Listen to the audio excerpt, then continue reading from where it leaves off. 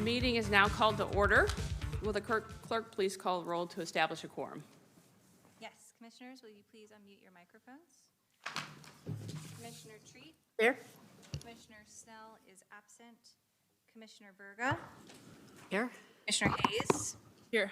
Commissioner Barragan? Here. Sorry about that. Commissioner Bell? Here. Commissioner Benedict? Here. Commissioner Bagley? Present, thank you. Commissioner Christie? Here. Commissioner Few? Here. Commissioner Morris? Here. Commissioner Garcia? Here. And Chair McDowell. Here. Thank you. We have a quorum. All right. I would like to remind members of the public in chambers that if you'd like to speak on an agenda item, please turn in a speaker slip before the item begins. After the item is called, we will no longer accept speaker slips, and you will have 2 minutes, and the timer will be up on the screen for you to speak once you're called on. So we'll now proceed with today's agenda. First off, please rise if you're able to for the opening acknowledgement in honor of the Sacramento's indigenous people and tribal land. I'd like to ask outgoing Vice Chair President Morris to read, if you'd be so kind. Sure. May I get the script out? Absolutely.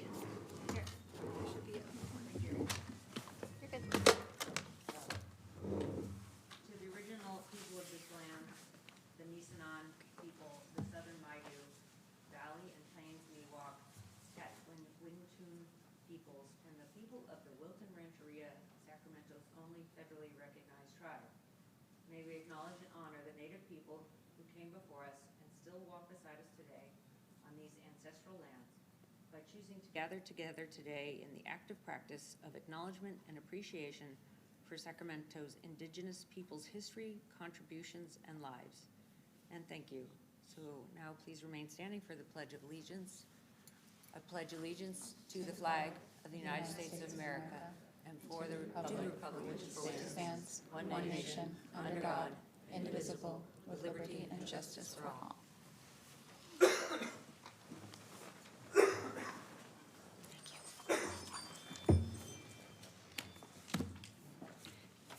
Thank you for that. Sorry for putting you on the spot. I actually meant to talk to you before, but I didn't get a chance. Next up is the consent calendar.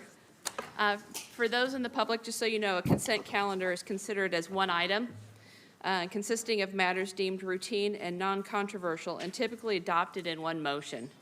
Any member may comment on any item or request to pull an item from the consent calendar for a separate vote. Clerk, are there any members of the public who wish to speak on the consent calendar? I do not have any speaker slips for these items. Okay, thank you. Are there any commissioners who wish to speak on these items? Yeah, Commissioner Benedict? Yes, I would like to pull item number 2, the follow-up log from the consent calendar due to, there's some inconsistencies on there that we need to discuss. So are you making a motion to pull it from the consent calendar? Yes, if we can pull it from the consent calendar so we can discuss it further. Is there a second to that motion? I second. Any motivation to your motion? Yes, so there is some verbiage in the consent, in the follow-up log that's it's inaccurate, and each one has some inaccuracies, so there's quite a bit that we need to kind of go through it and fix the verbiage, make it correct. Okay. Is there any public comment on? We actually wouldn't have to public, no. Any other commissioners have any?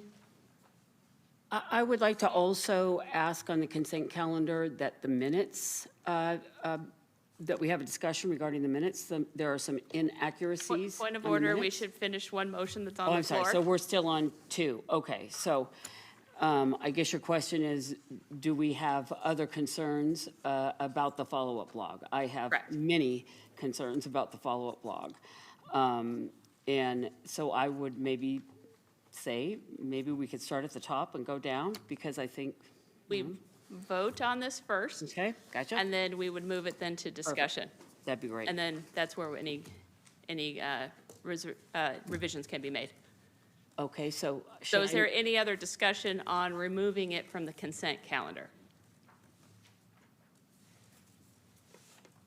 Can I just ask for clarification over whether, so we are talking about the follow-up log that we would have seen in last month's agenda, because the follow-up log is our second item on tonight's agenda, which was provided, so I'm just wanting to make sure I have the right thing that we're talking about? It would be about the revisions that were made that were attached to the minutes for last month. Okay.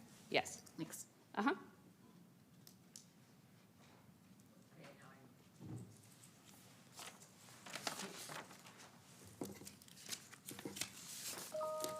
Yeah. Commissioner Morris? Just to make me clear, thank you. The consent calendar currently consists of two items, the minutes from last month and the current follow-up log. Correct.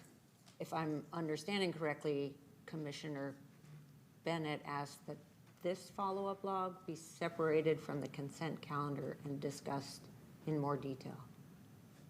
Is that accurate? Correct, yes, just to fix some inconsistencies, at least, I'm sure other commissioners, I guess, have some suggestions, or they see some issues with it. So, yeah, we just need to fix it. This follow-up log that Yes. came with this agenda. Correct. That we would discuss in more detail. Correct, yeah. Correct. Any other discussion on removing it from the consent calendar? So there's a motion and a second on the floor to remove the follow-up log from the consent calendar. We are now this one we can do a verbal? Or, okay. So all in favor? Say aye. Aye. Aye. All opposed?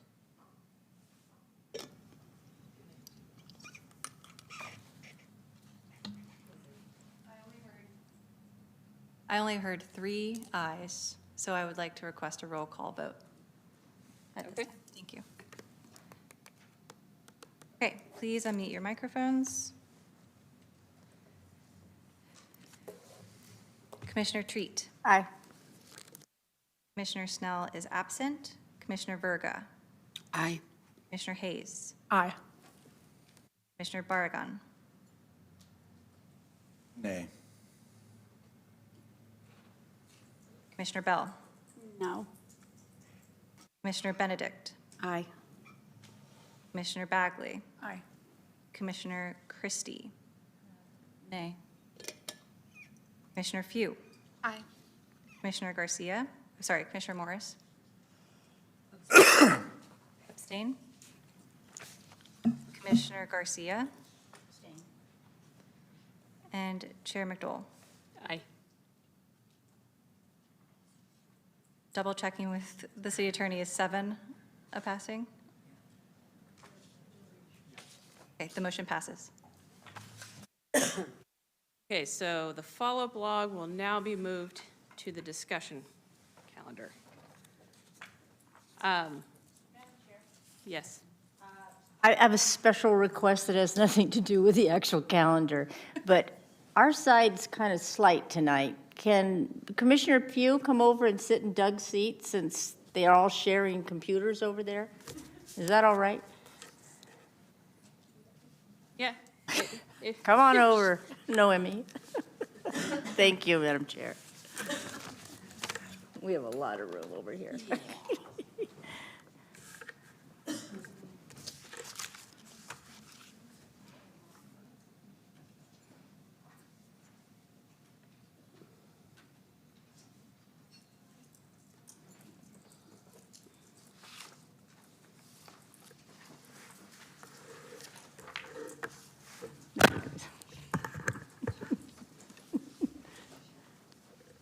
You have your own little computer now.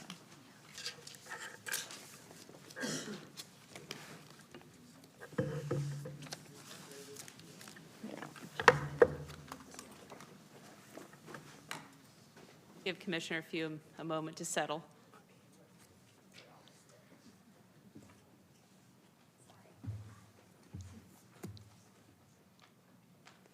All right, so we're back on the consent calendar, which at this point just consists of the minutes.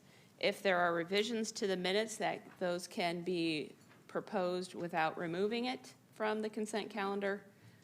Are there any speakers in regards to the consent calendar, now including only the minutes? Commissioner Garcia.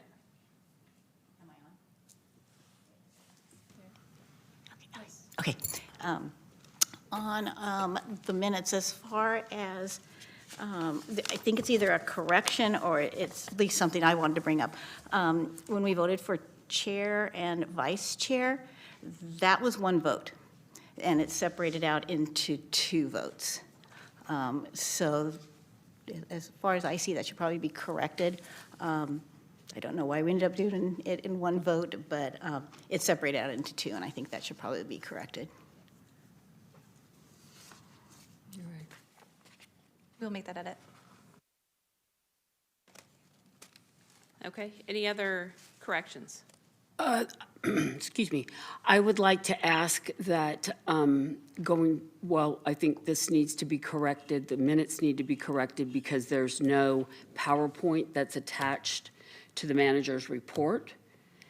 And per Brown's Act, that should be attached, and it's not. And I'd say once that the PowerPoint for the manager's report is attached, that it could be approved. So the minutes, we do our action minutes. So they are reflecting the actions taken during the meeting. The agenda with the staff report and the attachments is separate from that. So the minutes are only going to reflect the actions you all take on each item. They won't include, it doesn't include the staff report or any other attachments. And would it only include motions that are made, so not items that are on the follow-up log? Is that correct? Correct. So it lists the item, and then it would say passed a motion approving, and then would say the votes and how the actions that were taken. Gotcha. So if I was going to ask you where would be the appropriate place for me to object to the manager's report not being attached to the agenda item, where would that be? Please. That would be a matter of speaking with staff and discussing, or talking to the chair and then discussing what's included with the staff report. So again, the agenda and the staff report and the attachments and what's included in the agenda itself is separate from the minutes. So the staff report and everything comes from staff separately. We don't include PowerPoints as records, so it's not going to be part of the minutes that are the action minutes. Gotcha. Sorry, the PowerPoint is made part of the record, but it's not part of the minutes, to clarify what I said. So where is the PowerPoint? Oh, excuse me. It's uploaded with the agenda itself to our records repository system. Is it uploaded today on the manager's report? And the PowerPoint for last month is not uploaded anywhere that's accessible to the public.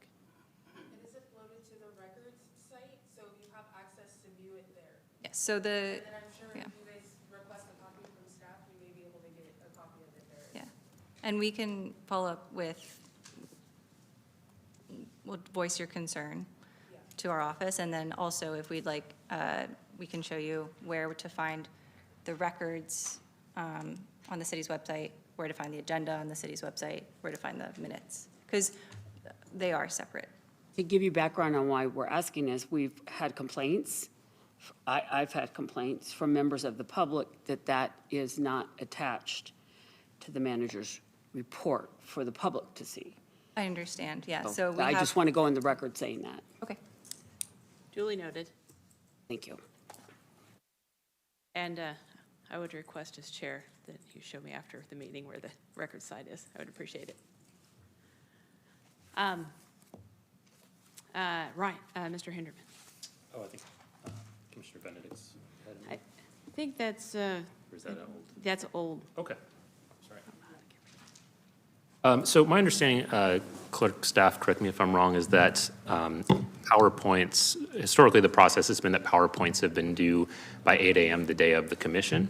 And so, they're kind of uploaded at the last minute. In the case of the manager's reports, up till now, I've created it last minute, so the statistics and the updates are the most up to date. But there's a recent change now where PowerPoints also have to be uploaded as attachments with the creation of the agenda. So for future meetings, any PowerPoint attachment should already be uploaded. I think a couple weeks in advance when the agendas are uploaded. So happy to make an effort to do that.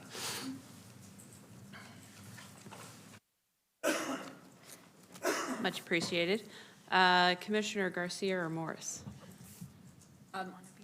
Just realizing, I think count may have occurred, because I think it takes 7 aye votes to separate the item, and I think there were 1, 2, 3, 4, 5, 6 aye votes. There were abstentions, and there were 2 abstentions and a few noes, so 6 aye votes. No, I believe it was 7. 1, 2, 3, 4, 5, Oh, you're 6, right. 7. I miscounted. Thank you for clarifying that. Commissioner Bagley?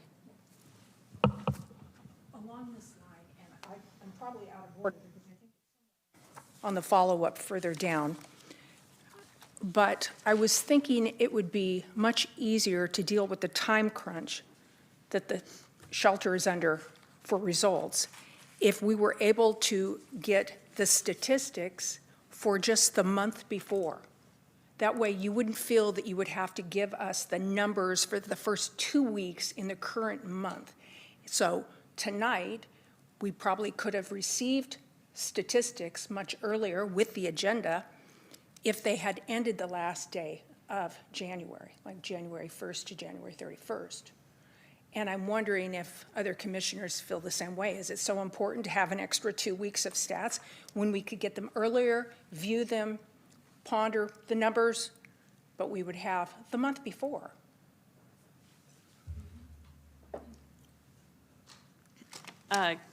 Commissioner Barragan? I think that's super insightful, and I think it's less burdensome on you. I don't want to speak for you, but it just makes a lot of sense. So I don't know if it's to make a motion, to put it on the agenda, to have that switch, or whatever the process is, but I'm in support. I don't think that would require a motion. Commissioner Christie? Thank you. Yeah, I was just, my goodness, sorry.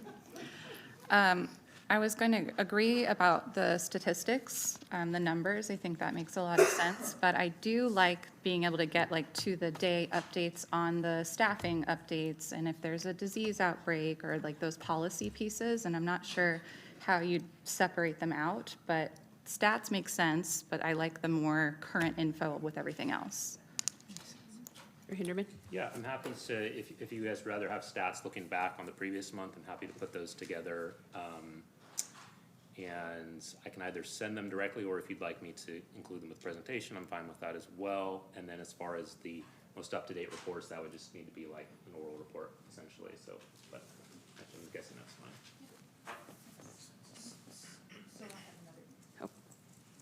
Question. So as far as the stats from the month prior, could they be added as a supplement to the agenda so the public could see them? Because that's the complaint we're hearing. Now that essentially all PowerPoints have to be uploaded at time of agenda creation, if you want it as essentially as a PowerPoint presentation, I can basically upload the stats at that time. So it would be available, a couple weeks prior to the meeting. So Chair, does this require a vote? And if so, I don't believe it has to be put on the follow-up calendar to be heard next month. It's my understanding that the follow-up calendar for purposes of commissioners is only procedural and administrative, so we can keep our acts straight. But there are no requirements that we maintain a follow-up log. So I'm just wondering if we could go ahead and vote if it's required, only if it's required. I don't believe that this is just a administrative request. I don't believe that the vote's required at all. Excellent, thank you. Unless the clerk unless you believe there is. I don't, For a motion? Yeah. We can just take direction to staff. Yep. And do it during the item itself. Very good. All right. So, is there a motion to approve the consent calendar with the corrections requested? I move to approve the consent calendar. Second? At the consent, yeah. Which would be the minutes. Oh, the minutes, yes. Just the minutes. Yes. Okay, so we're going to try to do a voice vote. Our clerk has to hear voices this time. All in favor, say aye. Aye. Aye. Any opposed? Any abstentions?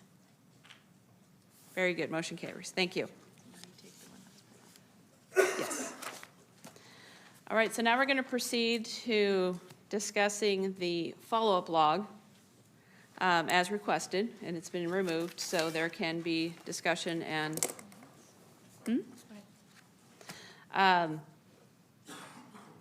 this would also be the time if there, since it's moved down to discussion, if the public has any comments, to fill out a slip to make any comments, because we are open to that.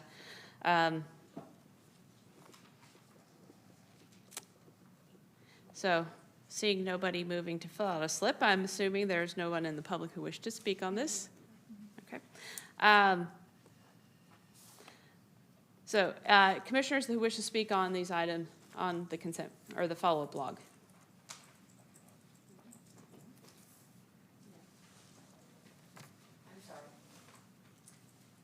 I'm sorry, can you say that again? Please request to speak on your pad if you wish to speak on the follow-up log. I would like to request to speak. Okay. Oh, sorry.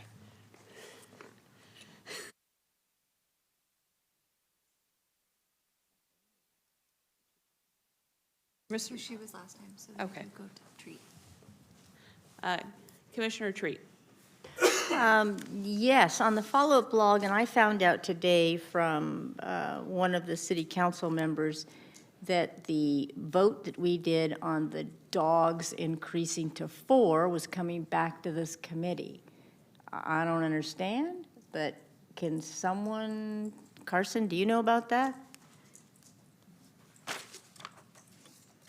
So law and legislation asked that the ordinance, the suggested ordinance change for, I believe it was 9.44.370, I believe, include certain exceptions relating to animals that are perhaps too sick, too elderly, et cetera, for spay-neuter under the additional fourth animal requirements.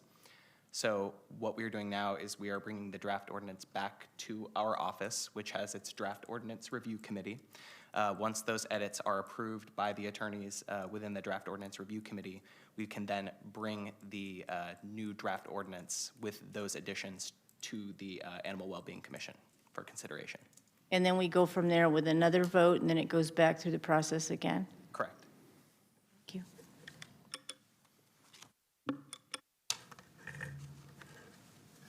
Commissioner Bagley. Well, I'm sure I'm going to want to chime in on several of these items if you're going item by item. But regarding the first one with the maximum number of dogs that Commissioner Treat's very interested in, I want it to be known that I did work with Commissioner Treat on this, and my idea of this was that there would not be exceptions, and that if a person wanted a fourth dog, it was an opportunity to make sure that all the animals in this fully animal house would be fixed. And that was my idea, and it was my intent in voting on it. And I want to make sure the city attorney understands that. Right. This was just a motion that was made by Law and Ledge to include that and then bring it to this commission for consideration. So it's not necessarily a set in stone change. It's going to be considered by the commission. Thank you. All right, for purpose of organization, maybe we should go in order of these, and if there's things hopefully on the log that nobody has comments on, we can move on. So we've kind of discussed already increased number of dogs residents can own. Is there anyone else who? Okay, Commissioner Morris? I had a couple questions. One is, can we maybe request an opinion from veterinarians about what elderly or sick animals might appropriately be excluded from this ordinance? And the other question, which is, I think, more to our intention, is there some exclusion for people who are planning to breed animals? Or will this, in essence, outlaw? And I'm good with outlawing breeding animals in Sacramento. I just wonder if that is something that needs to be taken into consideration. Having just seen a mom and 5 puppies, that would seem to be, an issue we might want to think about in terms of how do we manage breeding. And I don't know, is it only if they're AKC registered families who can breed, or I don't know. And I don't know if there's an age limit, but again, I saw a mom and 5 puppies recently when I was volunteering with the county. And It's 8, if they can be under 8 weeks. Okay. To not qualify, I think. Okay, but it still made me think about, well, So, are we point of looking order, to limit breeding? it sounds like a good conversation for when it actually comes back to this commission. And certainly make sure to make notes so that we can bring it back when it's an actual agenda item. Just wonder if we could have some ahead of time opinion, for example, from the veterinarians. We'll make note. All right, any other discussion on the first item in the follow-up log? Seeing none. Second item is euthanasia numbers. The request is on there for staff to present euthanasia numbers and rates. Commissioner Treat. Another one of mine, what can I say? In March, I asked for more information on euthanasia, that it be broken out and reported to us. I think we all understand that certain animals need to be put down for good reason. They're in terrible pain, you can't fix them. They're so old, they've lost all their appetite and they're dying. And, there are lots of reasons. But I wanted it broken down more than it had been in the logs we had seen as to why they were put down. It's not that you can't put them down, it's that there should be reasons other than space in the shelter. So I remember asking that maybe even before March, but March is when it got put on the follow-up log. So part of my concern is that it's almost March again. And this is pretty far up on the follow-up log, but I still haven't seen a lot of the separation. So that's troubling to me, because I get questions in the community asking me, why was, Fido put down, or why was the kitty put down? And I don't have any answers for them. So I just wanted more clarity and more timely reports if we could.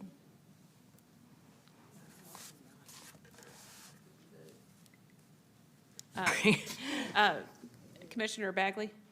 I just wanted to say, it seems to me that if we are able to shift the numbers and the time crunch so that staff doesn't have to worry and they're just giving us the month before, I would hope that they could give it to us monthly instead of quarterly. I know we do at Bradshaw. I'm not trying to compare Front Street with Bradshaw, but we get a very detailed report in line with what Commissioner Treat has been asking for a year. There have been other commissioners that have asked for this on a monthly basis as well, and I'm one of them.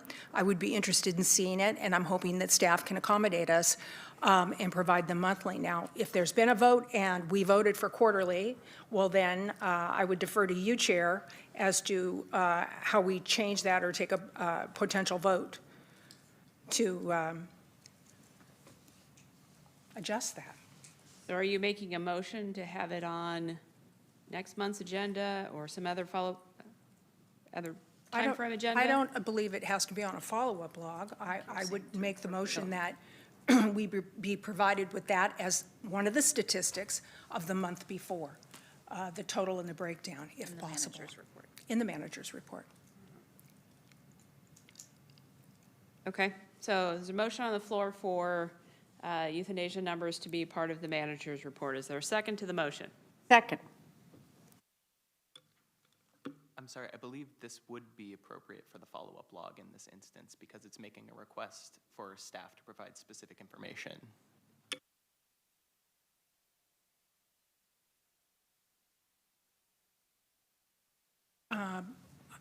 It is requesting the staff to provide specific information, but I think the body is trying to make it more of an action item, that it's actually addressed and not lingering on the follow-up log for a year. I'm just saying that I feel that the proper place for this item, because it is making a request of staff time for future agenda items, would be to go on the follow-up log, because it is making a request for staff to follow up on a specific request of the commission. Wouldn't it just be adding to the report, though? You're just adding an item to the report? Correct, but the proper format for making the request to add items to future reports would be through the mechanism of the follow-up log. That's my only, I think that's the proper place for it to go. But I think what I'm sensing and hearing from the commissioners, like Commissioner Treat, who's been asking for a year, that it's not been addressed. And so the hope, I think, from Commissioner Bagley in making a motion is that it actually gets addressed and not stay on the follow-up log for another year. Well, I understand. I can't speak to, whether or not staff will choose and when to place specific things on the agenda, although that is their prerogative. And so, excuse me? Point of order. Go ahead, sorry. Thank you. The proper mechanism for requesting for staff to add that information for future meetings would be through the follow-up log. There can't be a motion to specifically demand that staff add specific information to specific reports. Because if I've asked for a year for the same statistics on the follow-up log, and the follow-up log never gets done, I don't understand why this is not okay for us to make a motion and vote on it. And if the city council wants to shoot that down, that's fine. But I'm tired of this being on this follow-up log for an entire year almost. I go off in December. I'd like it not to be next March when we get these figures. I think it's chair. I'm going to allow the motion to continue. What staff does with it, I mean, we don't have, as was explained last month, the authority to demand something from staff, but I think it's making a statement that the commissioners actually want this information at some point. So there is a motion and a second on the floor. So we will be taking a vote. May I have clarity on the motion itself? Please. Yep. So this is not an item, so we're not able to take a vote on it. The follow-up log is an item that we can actually take a vote on to approve the follow-up log. So we can add this to the follow-up log and then approve the follow-up log. Can we amend the follow-up log? You can make changes to the follow-up. If I may say, it seems that what we're talking about here is making an amendment to this current. Point of order, we do have a speaker's list, and yes, we can amend the follow-up log to say, Commissioner Treat, can you clarify again for me what it is you would like it to actually reflect in the follow-up log? And following up on Commissioner Bagley's point was that if we're getting the figures for the month before, that we have the figures included into that report a month before to include the euthanasia figures spelled out, not just 20 dogs died. And I'd like to know some more specifics on why they were put down. I mean, I understand you're going to put down animals. I just want more clarity when I get asked by community people saying, you know, I heard there were a whole bunch of dogs that were put down. I can say, here are the figures, these were sick, these were this was this. So I'd like it to be on the same monthly report that we get for the month before on the figures that the shelter has. So you are asking for the follow-up log to be amended to include, under euthanasia numbers, include the euthanasia numbers and specifics in the manager's report in regards to euthanasia. Correct. So we will add that when we vote on the follow-up log to the list of amendments that we'd like to make. So we will make amendments as a batch, so we are in compliance. Thank you. Any further discussion on euthanasia numbers? Yeah, Commissioner Morris. So just, Commissioner Treat, as you recall, the audit was released in April. There were details in the audit about euthanasia numbers and the reasons. The following commission meeting, we actually had the same outline of the reasons for euthanasia. And so the information was presented. I actually personally spent 3 hours going through those types of reasons, trying to group them to understand what was health-related, what was behavior-related, et cetera. So we presented another chart at whatever meeting to try to group those those reasons into something more usable. So I would maybe refer this commission to that meeting. I don't remember what the date was, but we definitely did bring euthanasia numbers forward in the same format that was in the audit, and then in another format to try to group the reasons into something a little more usable. So, you know, I can try to find out what the date was of when that was done, and through Ryan, share it with this commission. But we did provide reasons, and I guess I would offer that I doubt that anything more than what that information is in Chameleon is going to be available for what reasons there were, such as ill or injured, or a bite dog, or I can't remember what the other reasons were, but there was information in the audit that we sort of also mirrored at a certain level. I think my question to this commission is, so what? Not to say we don't want not to say we want any animal euthanized, but what is this commission going to do about this? And in my 3 years, this shelter is too small, too old.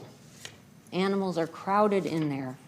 Animals need more space. We need to support animals so that they can thrive and be adoptable.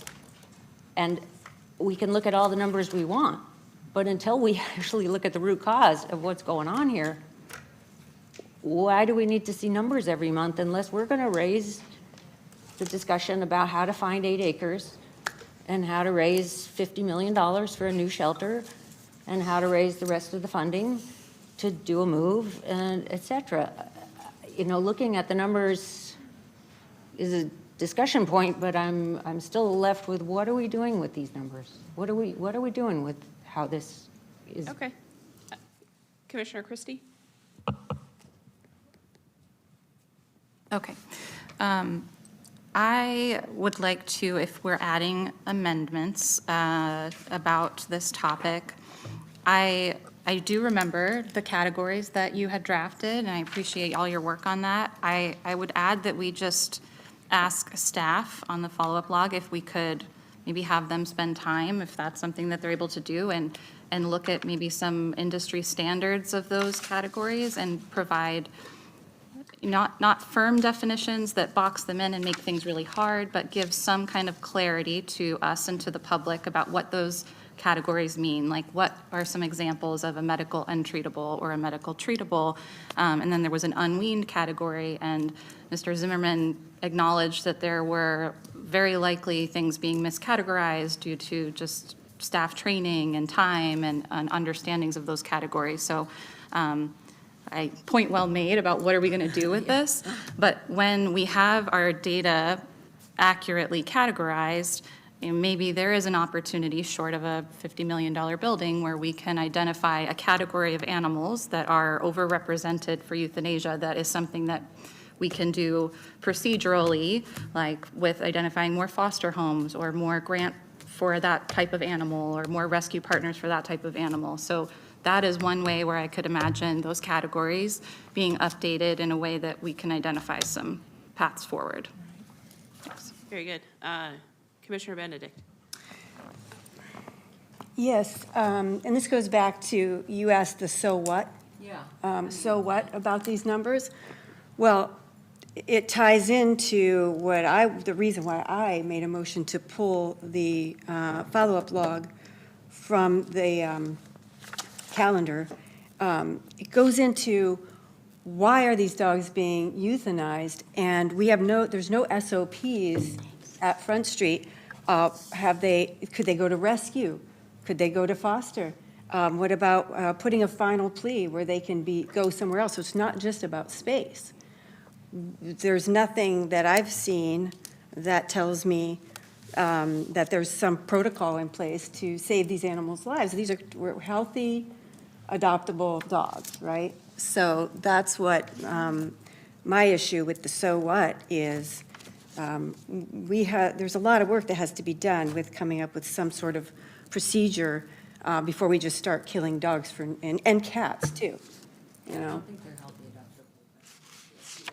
adoptable. But if we don't have a report, then we don't know, right? So. Manager Hinderman.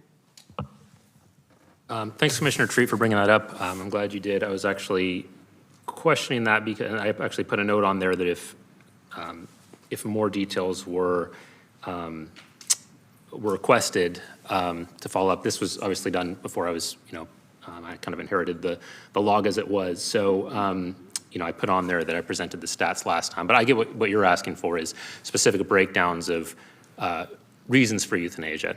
So, happy to pull that together. I'll have to work with our data guy and kind of see how much is involved with that. I also really would like to revisit the meeting where it was already kind of generated, just to see, what more is needed than that, and perhaps I can, work with you directly to make sure that what you're interested in is included. As far as including it every month, that's not something I'm able to promise at this time. I have to kind of look into what is required to actually pull these numbers. Is it something that can be automated? Is it something that the shelter wants to have as an item? Every time I have to collaborate with other staff on that. But yeah, I'm definitely happy to bring that forward. And thanks for your patience on that. Commissioner Bagley. I just wanted to maybe respond to Commissioner Morris. To me, euthanasia numbers and explanation for them is the most crucial educational point you can make to the public.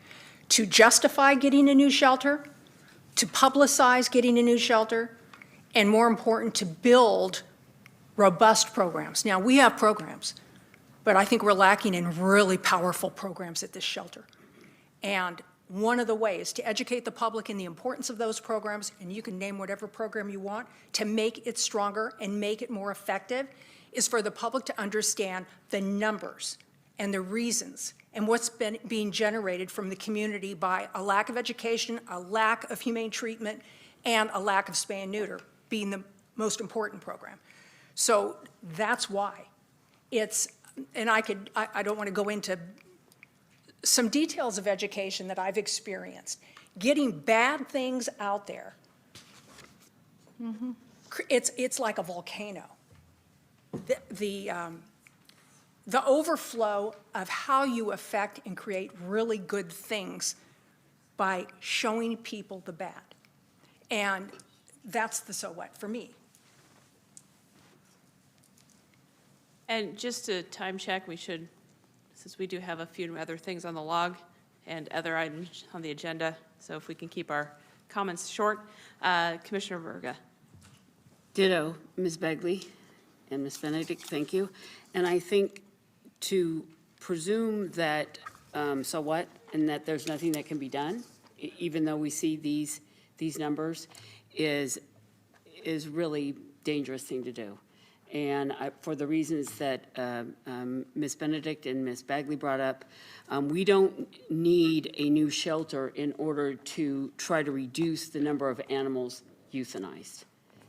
So there's a lot more I could say about that, but I think that's a very important point to make. There are many more solutions that can be utilized to save lives. Thank you. Commissioner Hayes.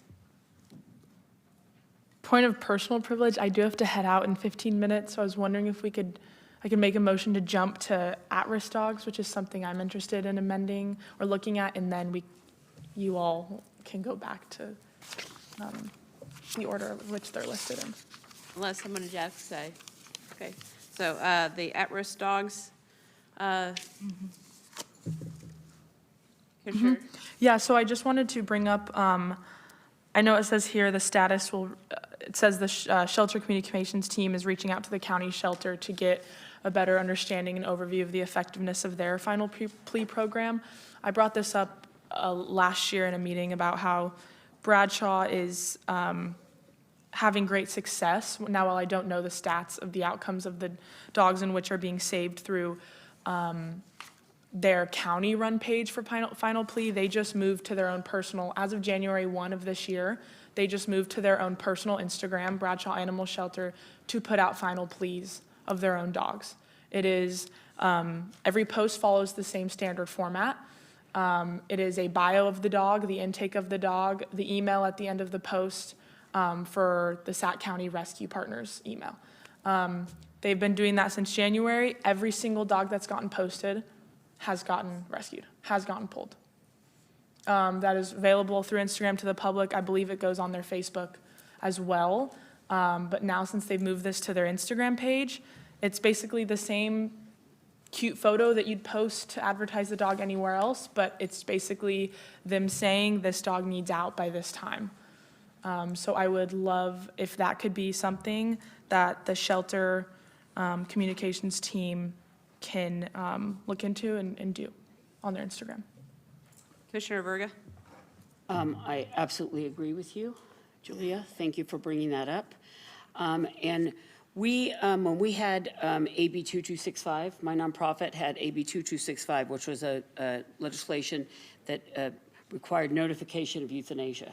We did a study, and I've got details here about the cost savings that you have by posting a simple notification. And first of all, it's a chameleon system that I'm sure you could discuss, Ryan, how easy that is to put in one field that populates. For instance, it's 24-hour pet watch. It's a chameleon software. It's printing out a piece of paper and putting it on a shelter. The cost savings between doing this notification and euthanizing an animal. Let's talk about the staff time to euthanize an animal, okay? And I know this is going to be an agendized item, but just briefly, it's 2 staff, okay? And then there's the euthanasia drugs, and it's the emotional toll on those staff members, okay, that have to euthanize oftentimes healthy adoptable animals, and then you have the cost to render their body. And so if you do a cost benefit analysis and the life-saving analysis, it just doesn't make sense not to try to do all you can to be transparent about life-saving. So I would definitely push this. And the other thing that I'd like to make a motion here is that this is an urgent item. This is something that should be heard on the next agenda. Here it says staff will determine what month this presentation can be added. I would like to say, first of all, we don't need Bradshaw to come. We don't need to know anything more about it. It's fairly common sense. We can discuss on an agenda item. You can bring up what are your costs associated with this, and we can discuss it. So I would like to move that this be placed on an urgent item that be placed on the next agenda next month, if possible. I will make note of that for our revision to the log. Thank you. Commissioner Benedict? Excuse me, do you mind if I jump in quickly? So we're still on amendments to the follow-up log. So we should keep our comment and our discussion to specific recommended amendments to the follow-up log, and then have a discussion of discussion items. So let's keep it to amendments, please. Well, thank you, Commissioner Hayes and Virga. You kind of took the words out of my mouth. My, reason for wanting this pulled was about this final plea and making it urgent also. And partly the reason is because of what Commissioner Hayes brought up. It goes to the so what? What can we do? And that's it right there. That's one thing. Also, I wanted to point out that I noticed it says a lot on this, and like everywhere throughout the follow-up log, it says dogs. And we have to remember that this is also for cats and other animals too, so we should be inclusive in that. I don't know, do I need to add, give you the verbiage that we'd like to put on here, or that I'd like to put on for the, is that what? If it's an amendment to what's being stated here, then yes, please. So I think we should then, for the verbiage here, instead of the staff will determine what month this presentation can be added, et cetera, we should put it as we propose this item to be added to the discussion of implementing standardized final plea notification protocols at Front Street Animal Shelter to increase life-saving outcomes for animals scheduled for euthanasia. And a lot of, oh, go ahead. I was going to say take off the presentation. Oh, and take off the presentation, yeah. And also, the rationale behind that already was covered by Commissioner Virga, as far as, it will increases last-minute adoptions and rescues and reduces staff time spent on euthanasia and the emotional trauma and all that, euthanizing healthy adoptable animals. So when you say take off the presentation, you mean strike the county shelter presentation? Yes. Okay. Thank you. Thank you. Commissioner Christie? Thanks. I will try and make this as brief as possible. When I read this follow-up log item, it seems very focused on the outreach for these dogs, which I do not dispute is a significant topic that we should cover. I'm curious, after I've been spending some time with some continuing education for myself about capacity for care and learning some of the offerings. I know that CRET is not popular for everyone. That's okay.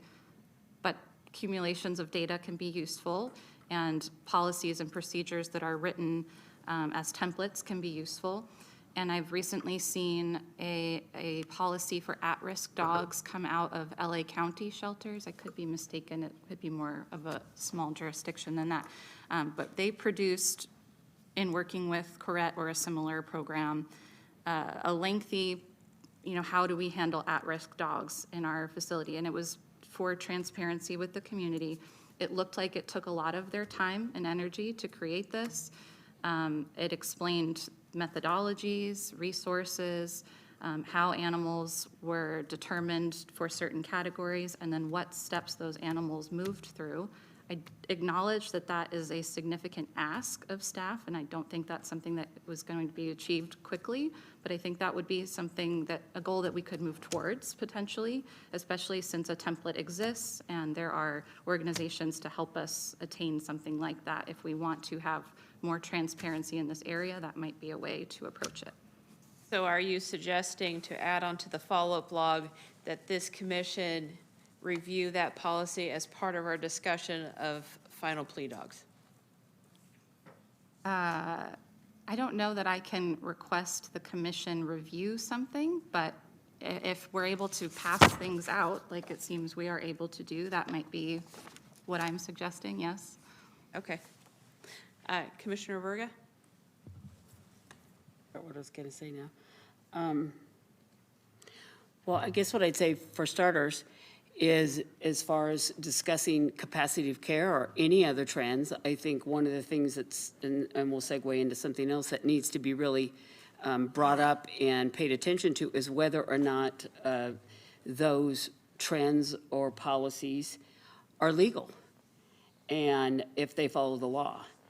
And because. Is there something to this log that you would Okay, okay. amend as part of that? Well, one of the things that I wanted to bring up about this log in general, and I don't know if this is an appropriate time, maybe to ask the attorney, but there's a lot of language in here in all of these follow-up logs. Staff will determine what month it will be added. The shelter communications team will be reaching out to county shelter. And again, a lot of it, staff would decide that.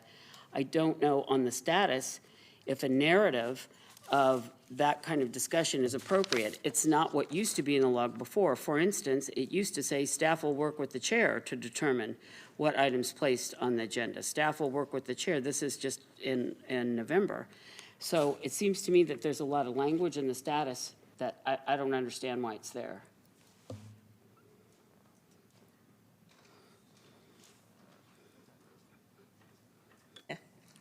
I did not write the follow-up log, but I believe that that verbiage may have been added, you know, as a way to reflect the ongoing discussions that we've been having and the clarifications regarding the agenda-setting power of staff vis-a-vis the commission.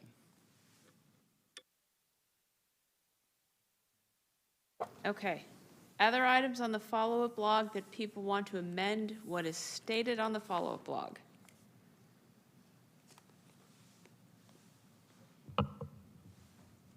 Commissioner Berger, is that old? No. Oh. I would also on, I'm going to go ahead here. Well, actually, I'm going to go back. As far as the third item, on the animal, it says animal cruelty presentation. I'd like to amend that to reflect that that would be a presentation given on current law, both state and local, and that is a presentation that Commissioner Bagley Franzoya requested to do, and that it be added as an urgent item, and maybe that's a vote later, and that also take into consideration, and what I did supply with all the members today, we just received a copy of it today, is a current cease and desist order that was just delivered today, which is a legal document requesting that Front Street stop We doing. cannot speak on things that are Okay. active litigation. Okay. I would like to, I don't know if I can make a motion then, that I would like the language to be reflective of it being a presentation on current law, both local and state law, by Commissioner Bagley as soon as possible. That will be in the batch corrections. Duly noted. Commissioner Bagley. Yes, she beat me to it, but I did want to add that the reason it is so important at this point is it's obvious that the city wants to go through and hire a vendor to come up with the SOPs, and my concern has always been that there may be policies that violate state law. And it was clear to me a couple months ago when a presentation was made before the commission that there is a lack of understanding on the obligations of shelters and not only the local codes, but the state laws. And so I think it's very important, particularly if we intend to question or have a question and answer with that vendor, whichever vendor of the three is chosen. So I want you to bear that in mind. These laws are very important. You want to make sure that you're running the shelter and you're making recommendations to council that don't violate the law, and you have a good understanding of state law on sheltering. And that's what I want to add. And yes, I want that correction. I said it last month. I said that the cruelty presentation, which I routinely present, is far too graphic, far too dark, but apparently did not get corrected. It's the sheltering laws and the obligations of shelters, both in state law and local codes, that I would like to present. And it will take some time, but the PowerPoint will just be the statutes, I can promise you that.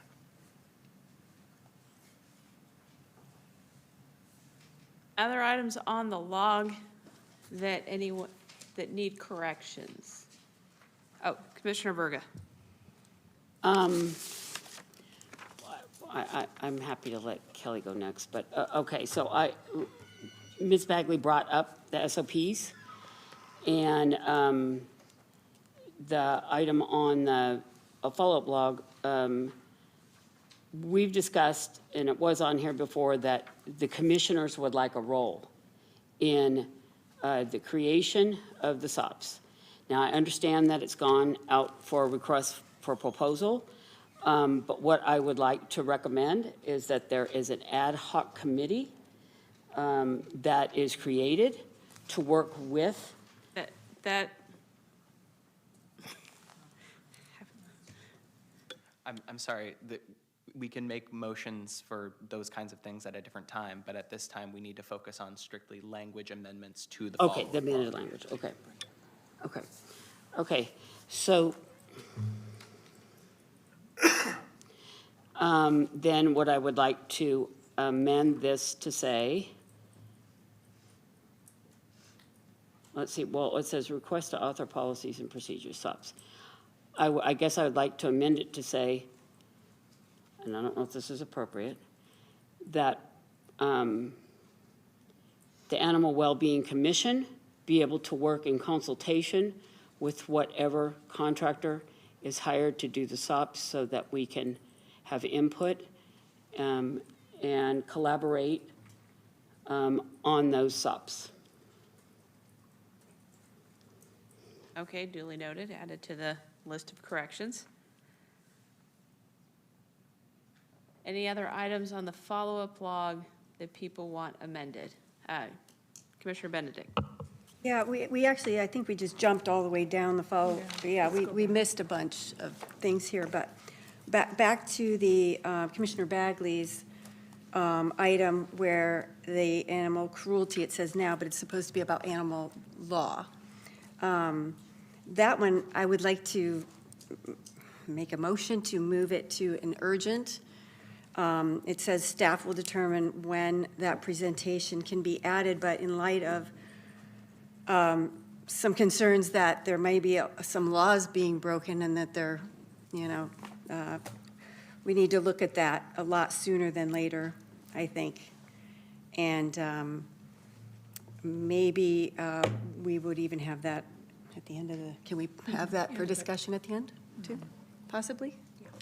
I don't know, I'm asking. Manager Hinderman? Just wanted to confirm, Vice Chair Bagley, last time I know you had mentioned that you felt it was too graphic, but I wasn't sure if you wanted it, the cruelty presentation removed. So just to confirm, you want that removed and replaced with what was mentioned? Yes. Okay.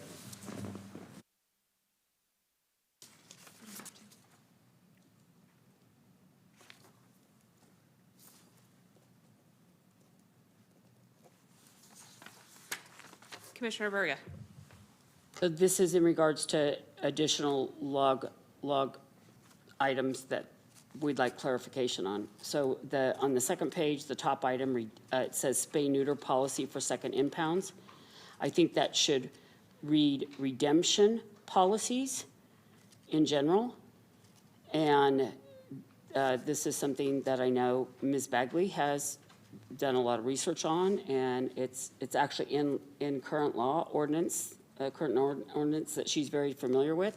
So I think it would be ideal that she does her own presentation. There's no staff time or energy. She's very well versed on this and can talk about what the law is on that. And I think that's an urgent matter because there's a lot of animals that are being returned unaltered and without any fee collection. And I think it's important to note that the fees that are collected, they're there for a reason, and they go to the spay-neuter voucher program. And if they're waived over and over again, and animals are returned back to their owners unaltered over and over again, that's a problem. Thank you. Okay, so you're asking for the correction instead of requested a presentation, you're requesting that it be changed to Commissioner Bagley makes the presentation regarding redemption policy? And that this is an urgent item, yes. And it's urgent. And that the title of it is redemption. Redemption policy? Yes. Okay, very good.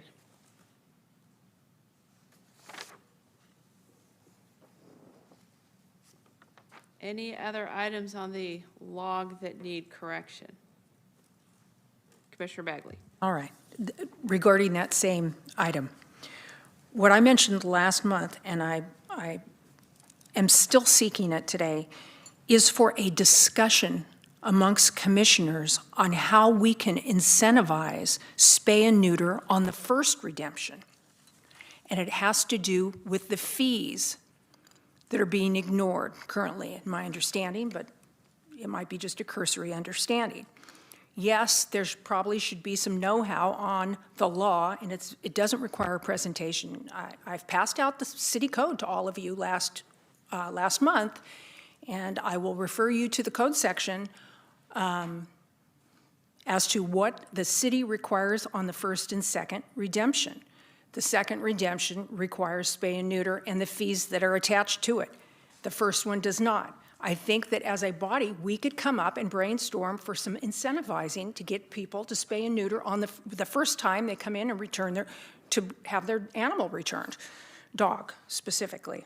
That's what I asked for. I don't mind presenting or referring you over into the code sections. I'll bring those copies of the city codes again for those of you who didn't get a copy, and we'll take it from there. But this is just a discussion. It's really not a presentation. And I know the city, I'm sure staff will want to chime in as well. So I don't think it requires a presentation. I think you can take that off. The presentation I want to do has to do with shelter law, and this should just be a discussion. No presentation. It's so much easier to get things agendized that don't require a staff presentation. Commissioner Berga. I would agree, and I can just say on that topic that after looking into this redemption policies of Front Street a little bit with public records requests and even just online, it was clear that redemption fees are not being honored, I guess you should say. They're not being collected, and that animals are not being spayed and neutered as the ordinance requires. It's fairly easy to find, and I think it will be fairly easy for us to have a discussion about that. Okay. Any other corrections on the follow-up log? Commissioner Berga. So I don't know if it's a correction, it's dog foster guidelines, so that was a follow-up log. I do think it would be important to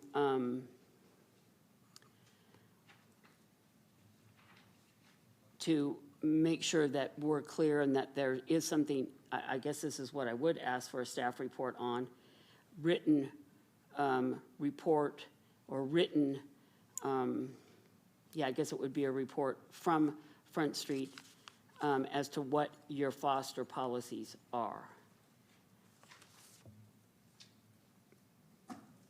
Because it says, you know, there's in the status, there's a lot of information there, but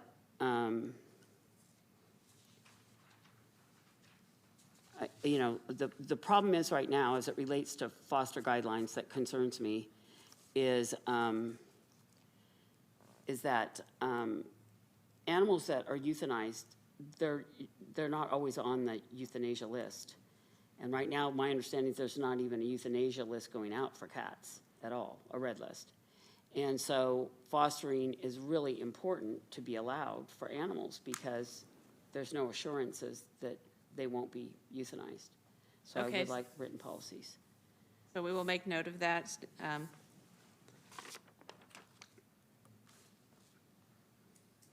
So have you made note of all the changes, or should I go over them? I have carpal tunnel by the end of the night. No, I've made note, hopefully. Okay, but, excellent. Can I? Okay, I just wanted to mention, okay. Okay, I just wanted to mention I did realize, Commissioner Bell reminded me, I did miss one from last meeting as well, which was an overview of how the Kitten Connection program works. So I will be adding that between this meeting and when the follow-up log is due, throwing that out there. Commissioner Benedict? Mine is I noticed also that this wasn't my request, but it was from Commissioner Berrigan, had requested an interim, that the interim improvements bid or what you guys were discussing for that should be should be added to this follow-up log too, and I don't see it on there. Oh, yes, correct. Yeah, I did make note of that myself, that we had, Commissioner Berrigan asked to revisit the site improvements and funding usage as a follow-up log item. And then Commissioner Benedict had also requested a policy and procedure changes be added to the follow-up log as if anything comes in, any changes, that they come to the commission for review and public comment.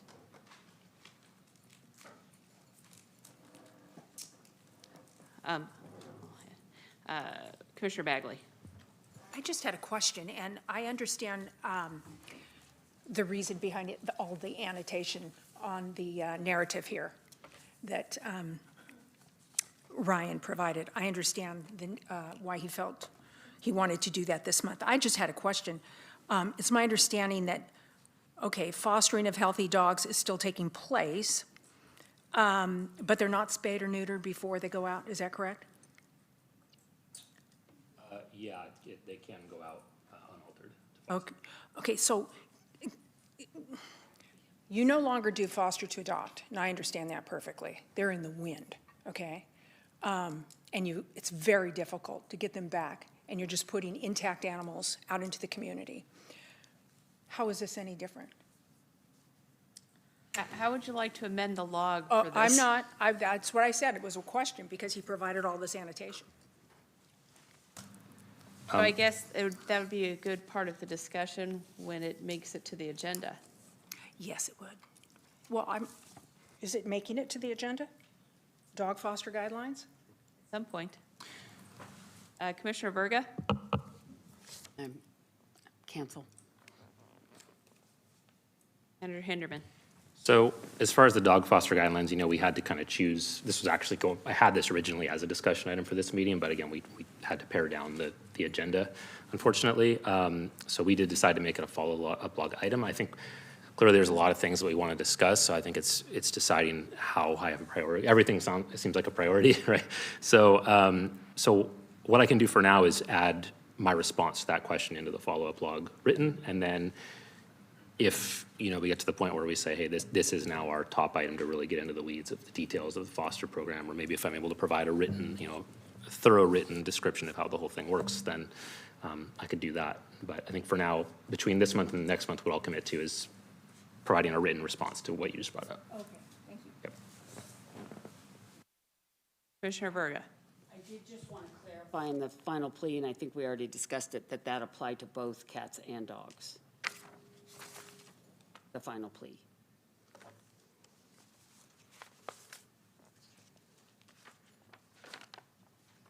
Any further amendments? Commissioner Berrigan? Maybe I'll regret saying this, but in response to this idea, I did also hear a lot of everything seems like a priority. So just a point of clarification, are you suggesting making sure that at the next meeting, we see that it's been adjusted, and then we would have a discussion about prioritization, or would it be better use of time now to quickly just, okay, all the amendments have been made, and everybody's, okay, item 1, rank from 1 to 5, so that you have some data, because I just feel like that, I'm trying to get us to a more efficient place here soon. I think that might fall in Manager Hinderman's discussion later.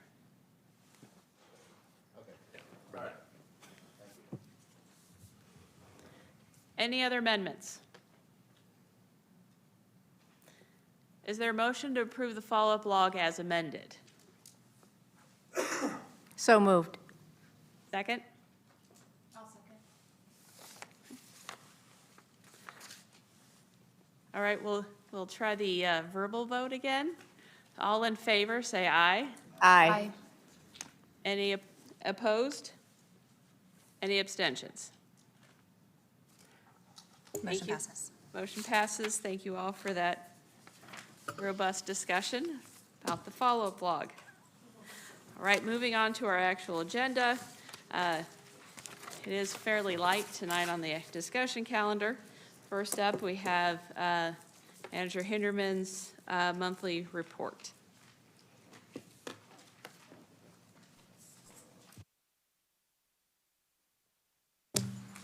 There it is. Thought it was going to be here. All right. Well, we did it, everyone. Thank you. Thank you, everyone, also for hanging in there. I'm glad to know that I'm not the only one who's struggling a bit with the formalities and the nuances and the procedures of things. It's very different. So thanks for hanging in there. Chair McDowell, I think you're doing a great job for your first night, so thank you. All right. It's weird not having this in front of me. Okay. So before I even get into the stats, I just wanted to give an update on the strep zoo situation. So hopefully everyone received my emails with updates kind of as we went. I'm happy to say that we are considering that we're past the strep zoo risk, so we will be reopening our dog intake as normal starting tomorrow. So that's been posted to our social media. It should be on our website, and 311 has been informed as well. We are, just to keep you apprised, we are planning to continue to offer for finders of pets to become official foster parents with us. That would entail getting vaccines, receiving medical support, all the things that our normal fosters would, just as an additional measure to attempt to, keep space and keep on this path of, trying to get rid of all of the, the various diseases and germs that have been really prevalent in the shelter this year. As far as stats, which are going to be heavily affected by the changes in intake for the past 2 weeks, animals in shelter, dogs 73, cats 39, other animals 9. Animals in foster, dogs 63, cats 21. And then animals in foster to adopt, we still have that single darn dog. And then total animals in care is 205. I did put in here that because things are going to be changing with the current statistics, and now we're going to be looking a month back, this is going to be, oh no, it's bigger up there, that I wanted to just give a brief, very abbreviated tutorial of how to find these stats and a couple things to look out for. So if you do want updated stats, you can access them at any time. So if you go to frontstreetshelter.org, click About Front Street, and then click Shelter Statistics, it's going to take you to Power BI, which is a sort of a data display software. And there's two tricky things about this. One is on the bottom, you'll see where I highlighted, there's these tiny little arrows that are very easy to miss, and those allow you to move between either looking at years, or you can look at, if you keep clicking, you can look at individual months, and you can just see different breakdowns of data. The other thing to be careful of is you'll see there in the upper right-hand corner how it says multiple selections. If you want to look at the current month, what's going to happen is if you click on it, it's for whatever reason going to automatically select January of like the previous year, but you won't see that unless you scroll down. So if you just click February, for example, those stats are actually combined, like January 2025 with February 2026. So just be aware of that. Make sure that only the month that you're interested in is checked. But that's how you can access kind of the big picture stats at any time. That doesn't have the same breakdown that you're looking for, Commissioner Treat, but that is how to do that. As far as our general updates, staffing updates, we have interviews for 2 animal care officers scheduled. 2 just passed the backgrounds process. An interview is being scheduled for a registered veterinary technician vacancy. Interviews are being scheduled also for 4 kennel technician vacancies. And then I have 1 CSR vacancy that I'm eagerly waiting on a hiring freeze exemption for. The city, for the animal care services manager position, the city is working with a recruiting firm. It's going to be a national recruitment. And so that's kind of been a process that I don't understand super thoroughly, but my understanding is that the position should post to the city website very soon, this week or next. We had the first budget meeting with the city manager and the finance department, and I put it in the follow-up log, but we did ask for a $500,000 budget augmentation for more animal balance clinics. And then I already kind of gave the strep zoo update. Let's see. All right, and I figured that since I keep giving these reports, I might as well introduce myself a little bit for those of you who I haven't gotten to know over the years.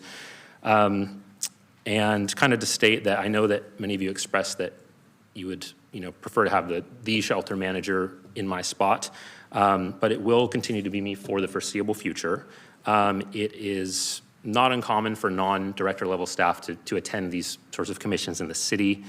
I know I had, a rough first couple months, especially since the items that came up were not directly in my purview, the site improvements and the audit and things like that. So I've tried my best to learn more about that and to continue to learn more about the specialized areas, whether it's dog foster or the other areas that you're interested in, so that I can speak to them more immediately rather than having to follow up.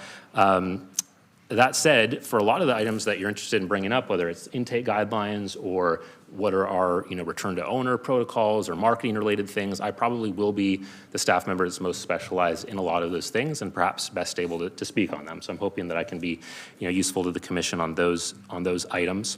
And then because I work with the media very regularly, I'm very used to follow up. I'm used to being able to say, to be honest, I don't know. Let me go talk to animal control team and get accurate information and get back to you. And so I'm hoping to bring that skill set to this commission, and with a follow-up log or with presentations or whatever. I sent an email to everyone, but I did want to just apologize again that the commission the agenda was a bit light this month. It really was my goal to bring some of those higher priority items for the commission, but in the interest of trying to cut down on the time and then the dog ordinance getting kind of pulled very last minute, that kind of left it with just my items. So I think it'll be beneficial for the group, but I do want to just reiterate that that wasn't done in any bad faith, and that I really am looking forward to discussing some of these high priority items with everyone. That said, what I wanted to bring up, I guess I'll just bring it up now, is I wanted to ask the city attorney or the clerk staff for obviously there are a lot of priorities. And I also want to make sure that everyone on the commission's interests, not everyone is as vocal as everyone else, gets recognized. Would there be any Brown Act violations or any issues if I were to send out, let's say, an anonymous poll that had a list of all the agenda items that people were interested in discussing, so that commissioners could each vote on, hey, what is my top priority item, so that we could then take that into consideration for future agenda items? Have to look into that method specifically, but as long as we're also making sure that those kinds of communications, we avoid kind of CCing everyone in the same email communication to cut down on the danger of someone maybe replying all and then having some sort of Brown Act violation stemming from that. But as to that specific idea, I would need to look a little bit more and get a little more detail on how that would be set up first. But we can definitely talk about what the best way to get that done would be, because I think that would be a valuable exercise. Okay. Yeah, and let me know what your feedback is if you guys like that idea or not. But that could be an equitable way to go about it. And then just a very brief background, not to make it about me, but I've been at the shelter 10 years. I'll hit 11 years in July. I was actually a marketing consultant. I was going to college. I was going to be a high school English teacher. And between graduating and the credential program, I love animals, so I started volunteering at the county shelter, and they knew I did marketing and stuff, so they said, hey, would you help with our social media? And that's really when I kind of fell in love, not only with the marketing side of animal sheltering, but just with the mission in general. And so, Front Street offered me a position. I left my much higher paying marketing job. I told my family, this is what I want to do. They said, there's no career in animal welfare. I said, I don't care. I'm, 23 and, idealistic. But you know what? It worked out, and eventually I was offered, after several years, a city position as public information coordinator, just focusing on marketing and fundraising, those types of things. And then for the past 5 years, my official title is communications and customer service manager. So I spend most of my time overseeing the customer service team, the administrative side of the shelter, and then a lot of other special projects and programs, in addition to kind of overseeing our general marketing strategy, fundraising. And now being involved with the commission, which is a fun new project. So I just tell that story because, just to tell all of you that, I got into this for the right reasons. I wanted to make an impact, and I'm still in it for the right reasons. And I know that's why all of you are here as well. So thank you for having me and for your patience with me as I learn the process.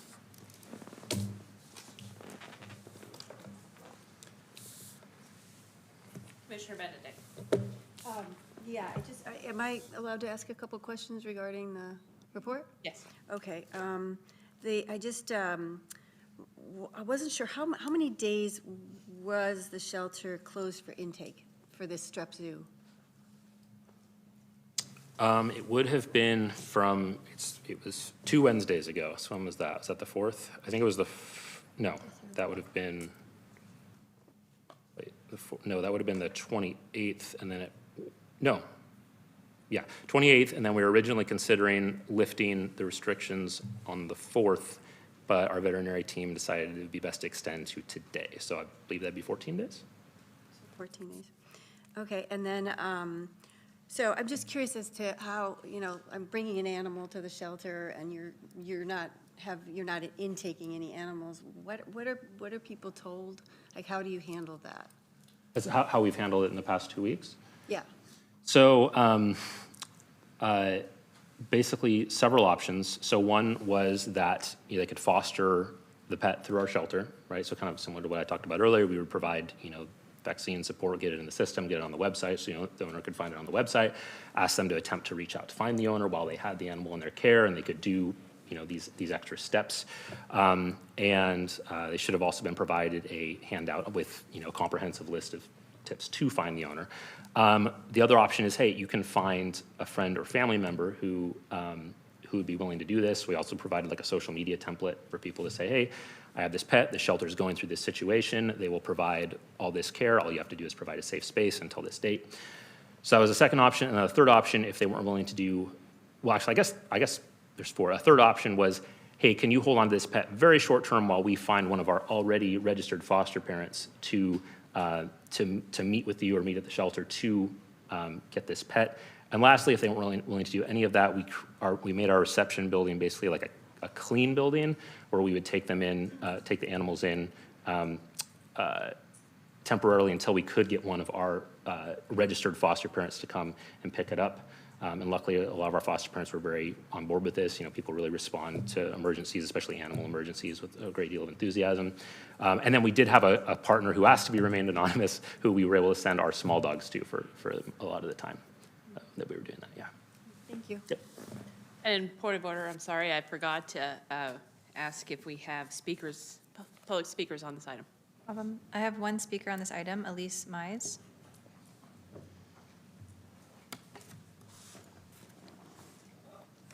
A couple things. That anonymous organization told me who they were. They stepped up during COVID, and that was great. I also am a big proponent of there needs to be some type of regional emergency plan so that it is known going forward when things like this happen, because Elk Grove Shelter is also shut down for intake. And then I want to jump over to the euthanasia for January. I know there was a lot of talk about needing IT to get involved. Well, I spent 2 minutes in the audience looking at the open data portal.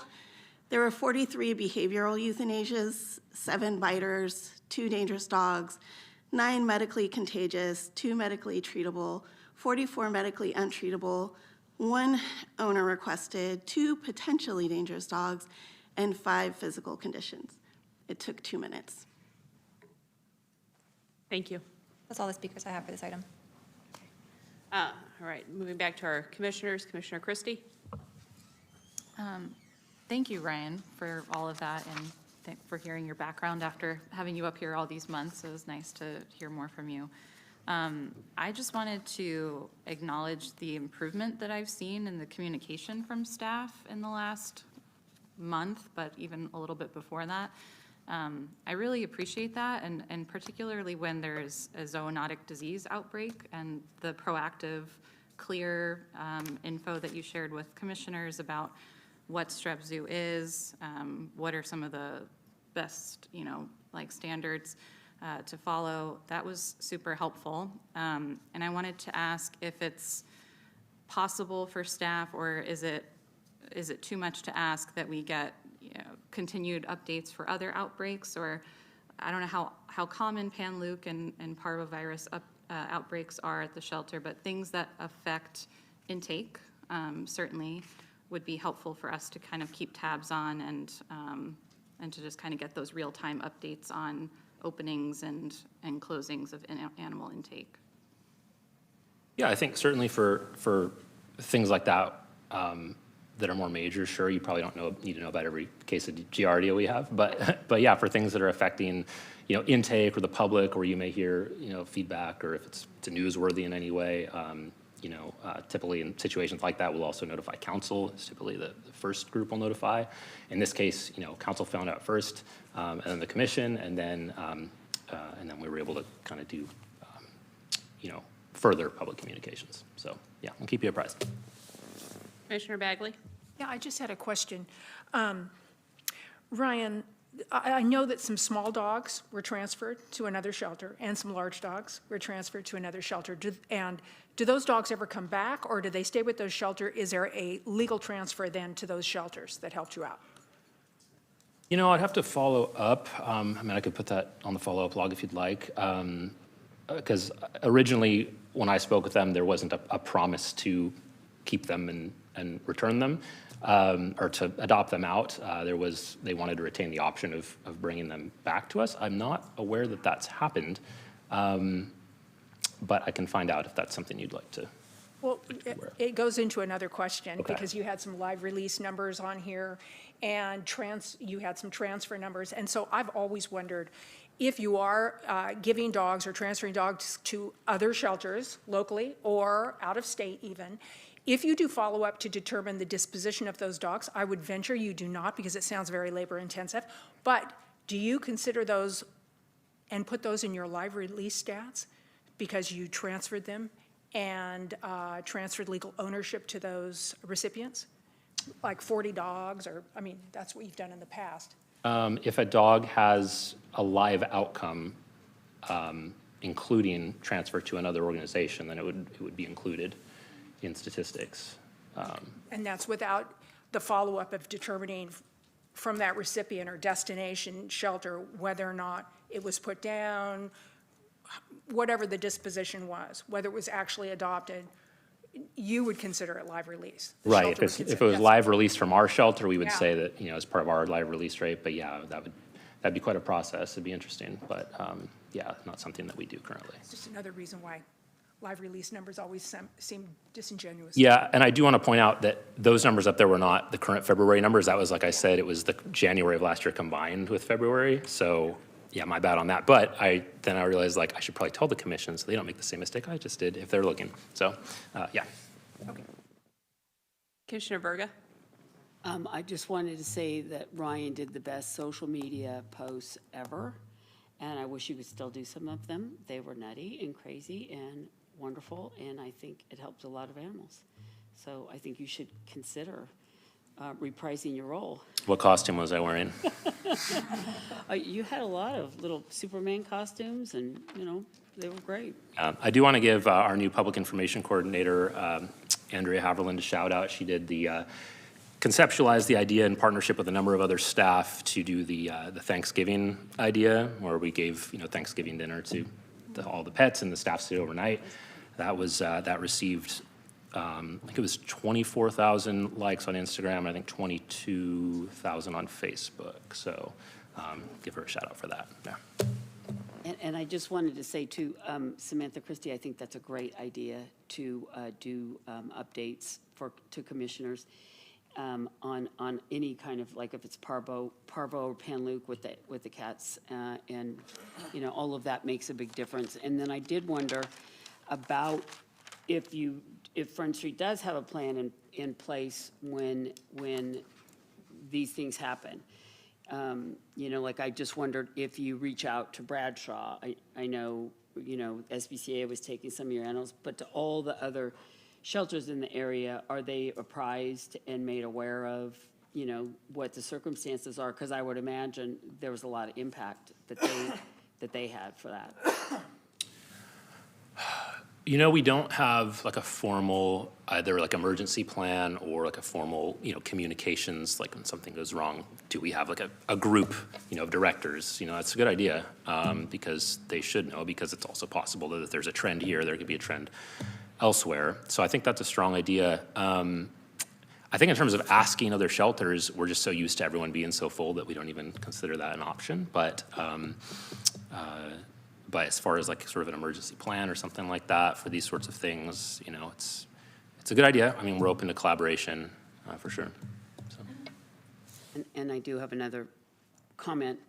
I think, you know, your idea is sound, whether there could be a poll or something like that for commissioners if we think that agenda items are valuable. But I think the idea of this commission making a motion and voting as to what should be urgent items is more appropriate, because then we as a body are publicly interacting and taking a vote. So that would be my 2 cents there regarding that. Just trying to think about logistics of that and how, because obviously the fastest is to click, this is what I want, as opposed to like, okay, voting, how we would score that. Like whose is this top item, you know what I mean? Like, if you want to think about the logistics of how that would work and how we could do it quickly and efficiently, then that certainly could be an option.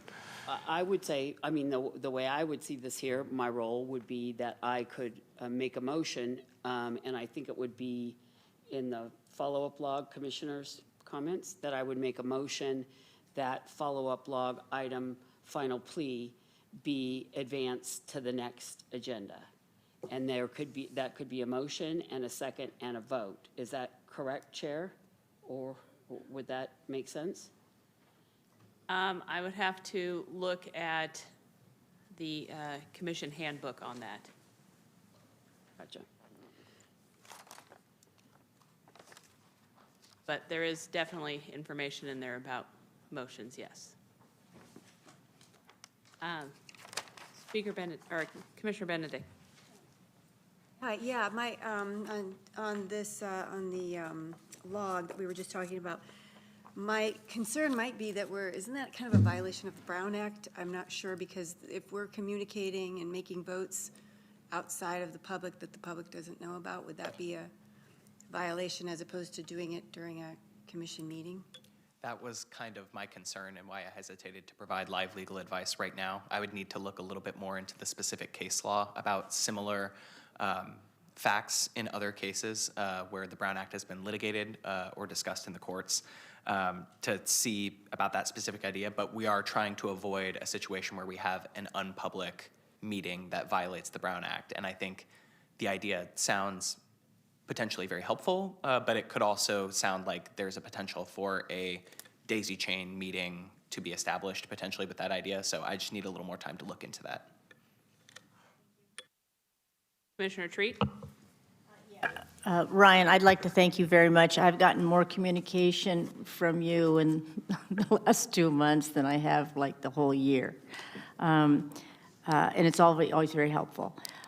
What I would like to suggest is that many of the items on the follow-up log I brought, and I don't have a problem sitting down and going through what order I think the ones I asked for should be in. Some don't need to be immediate. You know, some are other things I just like us to discuss at some point. But I'm willing to do that for the next meeting to let you know my priority on the ones that I asked for, because they aren't at the top. I mean, euthanasia I cared about, but there are other things on that follow-up log that could wait 2-3 meetings for us to actually have some conversation. But I appreciate the fact that we have had as many conversations today as we have on the issues that we really care about, because we don't usually be able to get to that, and that's a big deal. Thank you. And then just a time check, we have 20 minutes left for tonight. We still have another agenda item as well as other things open, but Commissioner Verga. Just one last question, Ryan, regarding that you're open again. Are you going to be making a public announcement on your Facebook and on your website, and so that the public knows that you're open again for intake? Yeah, it should have been posted, both of those places, like right after 5, so okay. We haven't been on our phones because we've been so engaged, but yeah, it should be on there next time you check. Thank you. All right, seeing no speakers, let's move on to our next agenda item. Animal care goals for communication.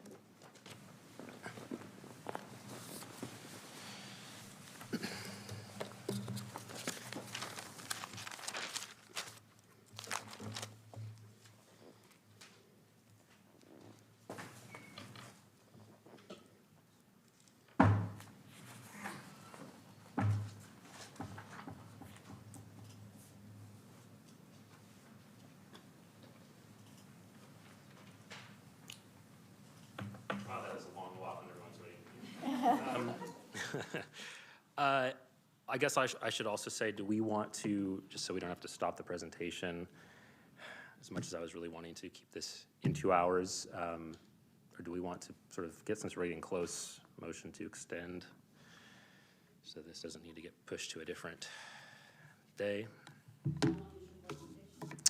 It's probably close to 30 minutes, and then we're going to want to discuss.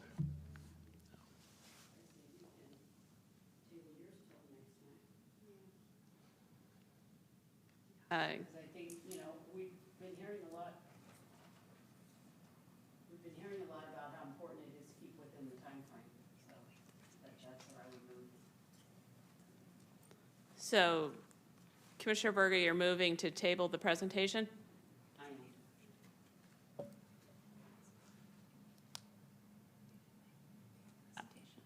am. Are you tabling it for any specific amount of time? I would just say to table it until a better time, when there's more time in the agenda to hear it. Okay. Future date. I would table it to a future date.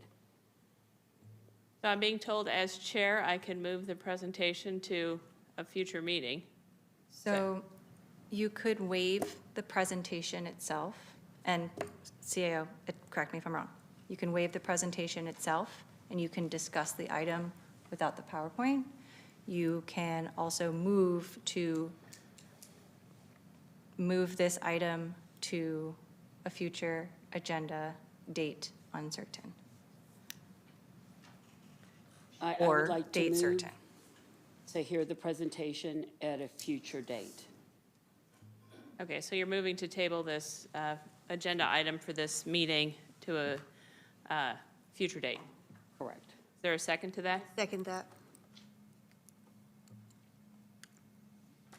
Okay.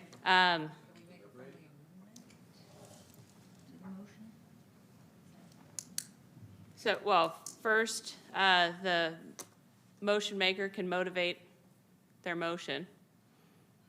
Well, I think that we haven't heard public comments, not on the agenda, and I think it's very important to interact with the public. And we haven't heard, first of all, we have none of our items that are on the follow-up log that the commission has forwarded are on this agenda. And so at a minimum, I think we should be able to hear from the commissioners on public or items not on the agenda. And I think that we should be able to hear from the public.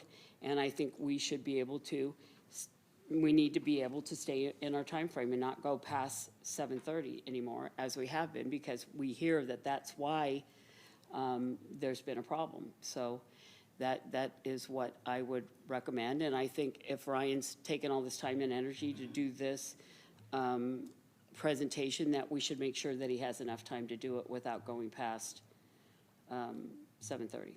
Okay. Speakers, Commissioner Benedict?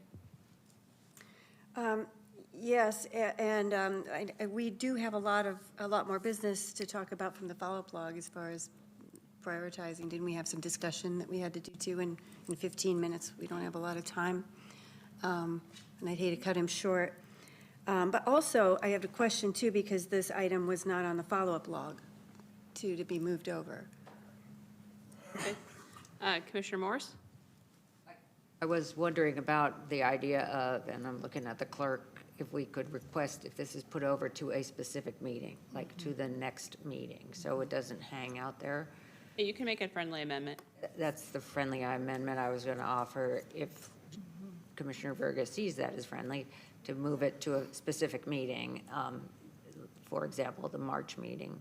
And then I have another point of order sort of question, which is, can we extend this meeting for just, say, 15 minutes?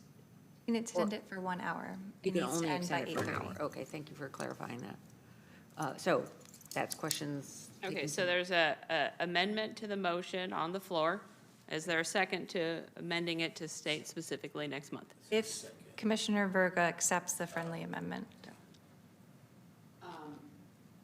What I would like to say in that regard is I think the business that has to do with actually saving animals' lives and the follow-up logs and agenda items that have been advanced by commissioners should be a priority. I think it's been made clear that, that our voices, aren't really going to be considered for the agenda item. That's what's been made clear, and that's clear on this agenda.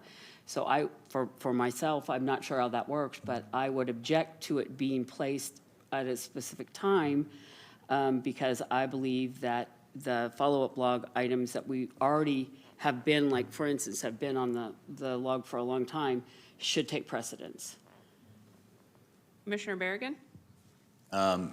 I agree with everything you just said, Commissioner Berger, and I, for all the same reasons. But at the same time, what I saw today was staff extending an olive branch, somebody who's prepared a presentation, put in probably a lot of work in preparation.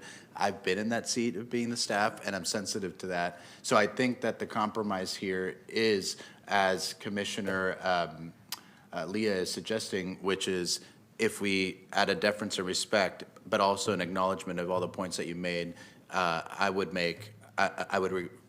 suggest you reconsider an amendment, or I would be making a new motion after a vote to move it to next month's agenda as an item. So I think the motion currently stands to move the presentation to next month. Oh, you accepted that amendment? I don't really know. Okay, well, let's just say then you did not. It's been seconded, so we can then vote on the amendment. You were asking me what my thoughts were on, and I told you that. I don't really understand the whole process, quite frankly. Okay, so there is a amendment to the motion on the floor to specify to have the presentation next month. Is that correct, Commissioner Verga?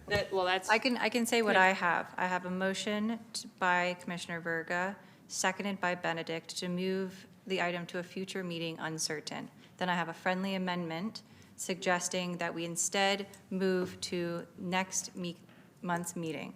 I did not hear an affirmative accepting of that friendly amendment. So if you don't accept, we can vote to move to a future meeting uncertain, and then we can entertain the motion. No, you vote for the amendment first, So- before you vote for the final.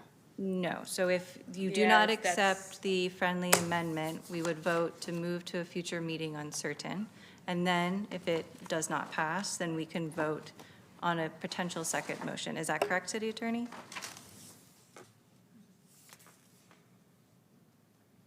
Yep, so I believe with the stack, the second vote would come first, and then we work our way down the I stack. don't have a second for that second. Yes, there was.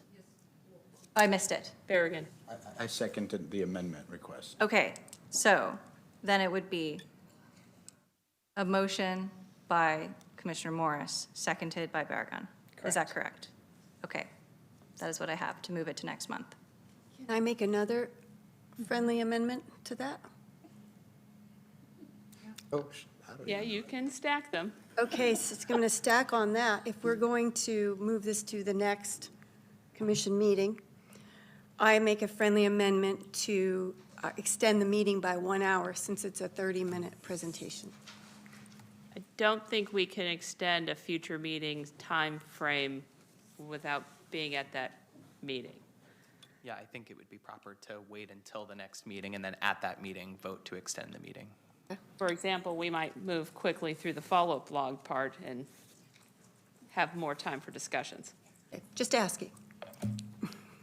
So the motion on the floor is currently the amendment, that is what we're voting on, to amend the motion to say the presentation will be next month. Okay. So, any further discussion on that?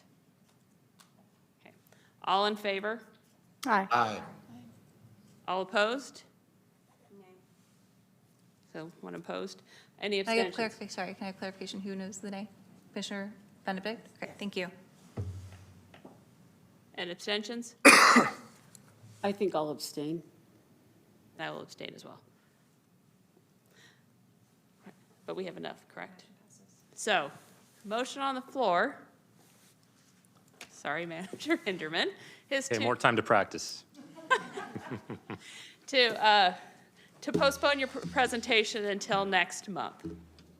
Any further discussion on the motion? All in favor? Aye. Aye. All opposed? And abstentions? All right, so we are tabling this until next month.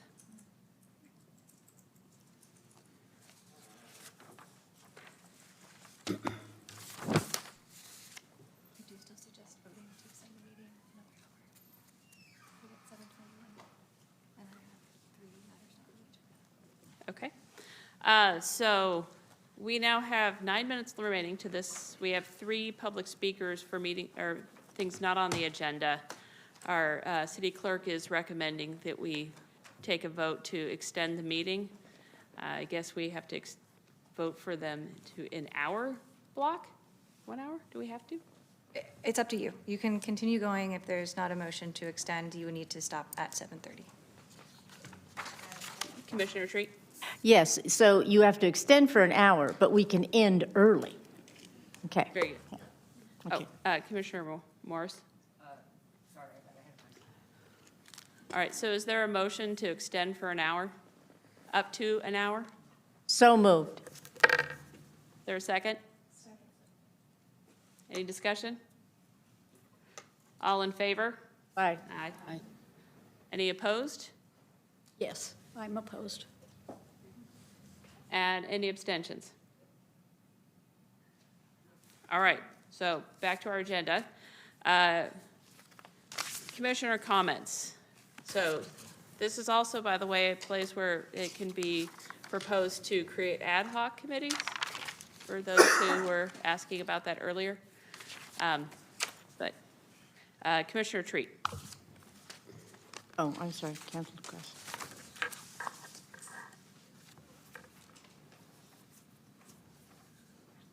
I canceled my request. Oh, Commissioner Morris?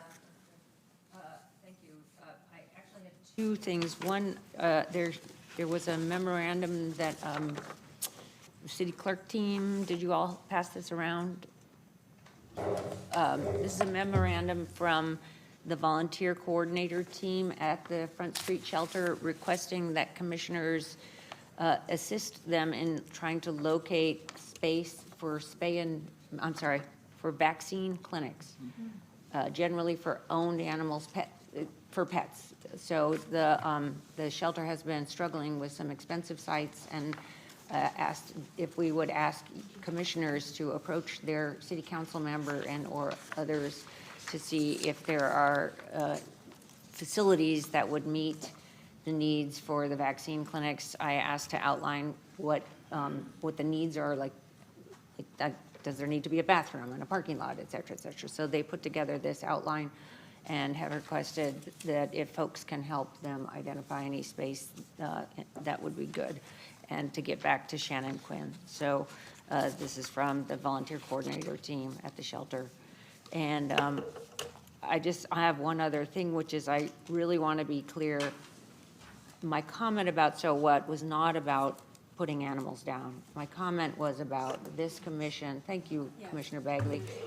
This comment was about this commission and what do we do with the information. I really appreciate Commissioner Christie and Bagley describing how the data would be used in your mind. I appreciate that because that's what I've been wondering about. And so that's where I'm going is, like, what do we do once we know these numbers? Is there a way to increase rescues or increase fosters or fly animals to another state through your program or whatever? So thank you for letting me say that. Just for point of clarification, Commissioner Morris, I'm assuming you've probably read this, and are they looking for buildings or are they looking for like parking lots where they bring in a pop-up? Mostly, so far, I don't know about the pop-up idea, but basically what I understand is buildings are sort of best because, and particularly with the cat situation, in order to vaccinate cats, on the second page, it says ideal sites include a place that has ample parking, a safe area for customers to line up, et cetera, sufficient space to have separate dog and cat. I had the impression that, well, controlled temperature inside, meaning inside, would be good for both vaccine for vaccinating dogs and cats. And definitely cat inside is a requirement. So if you read through this and you have questions, Shannon Quinn, whose email is in the memo, would be the person to get back to with any questions or comments. She wanted to be clear that, that I think they're specifically looking for September, a location for September, but I think if you had other ideas about locations, it looks like District 4 has been helpful in identifying some sites for a couple of months. So I also think a couple of other, I want to say Katie Maple's office has been approached about helping and trying to find a space in Oak Park. So if folks look at the memo and take a thought about whether you could help. Thank you for bringing that forward. Commissioner Berrigan. All right. Good evening. I have a couple of updates. First, I wanted to say I had the unfortunate circumstance that I had to contact 311 last week to report what I thought could have been abandoned animals and abuse. And I just wanted to basically congratulate and share anecdotally that I dealt with Animal Control Officer Paul Noss, badge 395, and I truly was super impressed and blown away with the level of customer service that I received, the follow-up calls. So I think it's important to acknowledge, good work when we're engaging that. So I just didn't anticipate being in that situation, but I did appreciate the job of staff.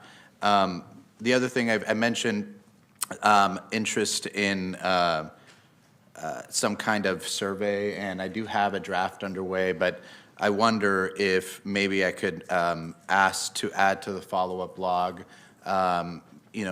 talking with staff or some kind of discussion item or some information about what it would take, maybe that's a better request, information about what it would take to do another survey. So I know that this commission, in conjunction with the city, worked on a survey, the Animal Care Services Survey, back in October 2021. The rationale being that the world looked really different in 2021, and I think we're in a different place now. And I think it's important that, I think the poll, if you haven't had a chance to look at it, you should. It's fantastic, really good data, well-balanced. I still think that there is opportunity to also evaluate sentiment from traditionally marginalized, underserved communities, harder to reach people in Sacramento, especially non-native English speakers. And so, I just would like to see that on the follow-up log and talk more about that. Another request for the follow-up log, and, or we can maybe just kind of tackle this indirectly. I did email staff this earlier today, but maybe the request is like an item on the follow-up log. I'd like to have some kind of staff report or presentation outlining what information, what mechanisms, and what are the best practices that are in place to make services and information about existing city services at the shelter accessible to traditionally underserved and non-English speaking communities. So, very timely, Ryan, that you mentioned, you're wearing the hat of communications. I'm sure you have a lot of expertise to share there. This is more because I don't know what's available. I know there's multilingual newsletters and brochures, but what I do know is how, I'm a Latino, and I know that a lot of the underserved communities, they don't use the same communication channels. They don't have the same access to information. And a big part of the equation of supporting animals and animal well-being is really supporting, like, what I would say is like a triangle. You have the animal, you have the city shelter and staff, and then you have the people who are adopting the animals and the advocates. Advocates, they're in this room, they're engaged on a regular basis, they understand the issues. Everybody else in the public doesn't get it, they don't understand, they don't know where to look for information, they might not even know what's available to them. And so I think if we all as a commission understand that better, then we all can more strongly set out to fulfill our charge as commissioners of the commission. So, thank you. Thank you. Commissioner Verga. I guess I'd just like to say, did you want to advance something for the follow-up blog? Because, Both of those things, yeah. okay, so, Sorry. Okay. So I had one thing, which was a discussion of what information mechanisms or practices to make the services of the shelter accessible to underserved communities. Oh, and the survey. Okay, yeah, I got it. Thanks.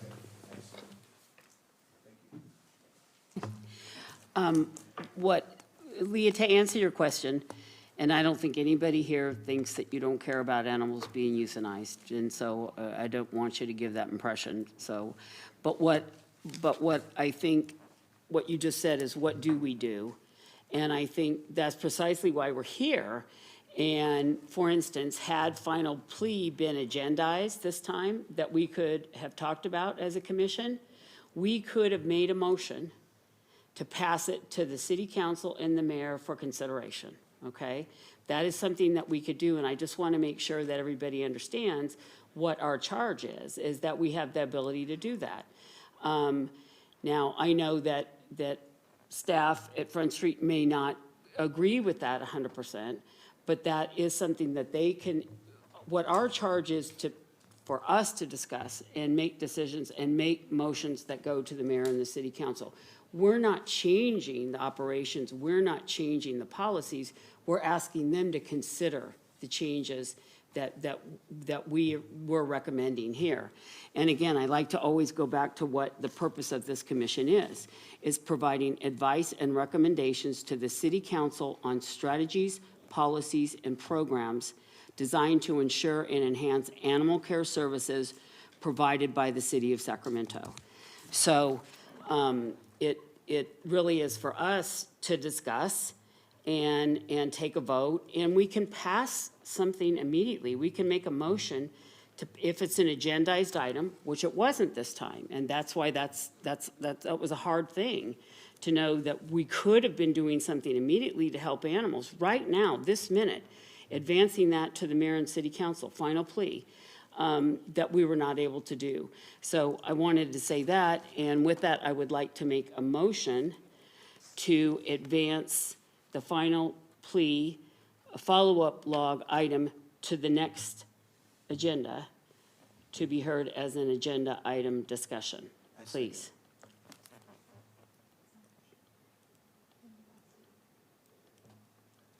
Why is it not a motionable item?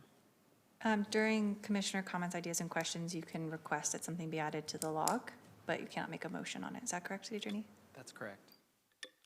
We were given Rosenberg's rules of procedure, so we would know how to advance something, which is by motion and vote. Right, but a motion to add something to the agenda is not within the power of the commission, as we've discussed, because staff sets the agenda. So a motion to set the agenda would be moot. It wouldn't have any effect. I would like to just make a point of order objection to that, and I would like a specific site that says that we do not have, I know you did your Animal Wellbeing Commission meeting or handout, and on page 7, you say, the commission is staff ultimately, this is page 7 on your handout, Carson. And let me ask you, Carson, on this handout, this is your handout, right? This is something that you did specifically. Which handout are you referring to? This one right here, that you did at the last meeting. Okay, yes, that is mine. That's yours. So you kind of did your own thing based on the rules of, Rosenberg's rules and the city council rules of procedure, et cetera. So my question to you is, staff ultimately determines what items are agendized for future meetings. Can you tell me your citation for that? What page? Council Rules of Procedure, Chapter 17, Section B. I would also direct you to Commissioner Handbook, page 8. Okay, so, Can you repeat those for me, please? yeah, and is there a page or a site on that page that you can give us, please? I'm giving you I haven't been able to find I'm it. currently giving you the citation. Okay. Council Rules of Procedure, Chapter 17, Section B. Section B? Section B, that is page 53 of the Council Rules of Procedure. Okay. Okay. And Commissioner Handbook, page 8. And I can quote directly from the Commissioner Handbook if you would like. Okay, so my question is, does it say in that language that staff ultimately determines what items are agendized for future meetings? Would you like me to quote directly from the handbook? Yes. Quote, "Staff will bring issues to the commission relevant to the commission's scope of authority," unquote. That is Commissioner Handbook, page 8. Okay, so it nowhere does it say then, just so I'm clarifying here, that staff ultimately determines what items are agendized for future meetings. My understanding is that you are extrapolating that interpretation, but it does not say that. Is that correct? Allow me to read the quote in more context. Quote, "City staff is responsible for preparing commission meeting agendas." That's a direct quote. "City staff is responsible for preparing commission meeting agendas.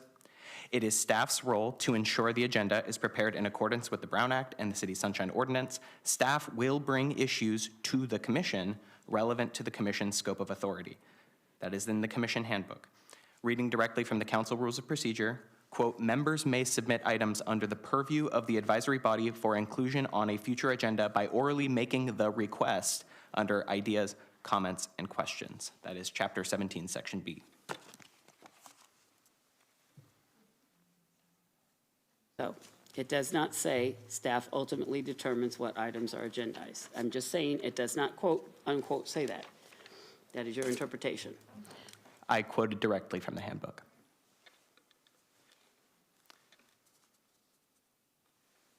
Great.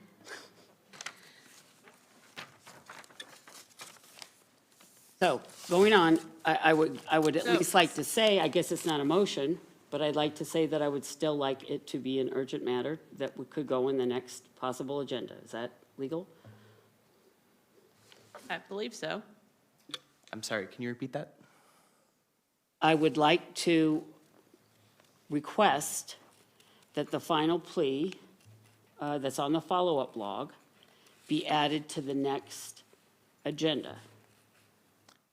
The request would be either to put it on the follow-up log or to, I mean, the request would be to put it on the follow-up log because the follow-up log is the means by which requests are made and then staff decides what goes on the next agenda.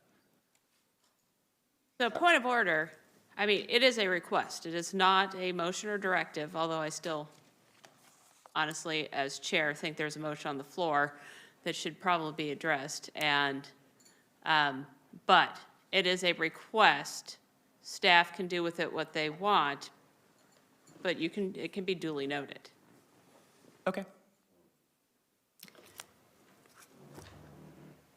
So I have a question on that. Can I comment on that? Yeah. Commissioner Morris? Actually, I was going to make a comment about Commissioner Berrigan mentioned a survey.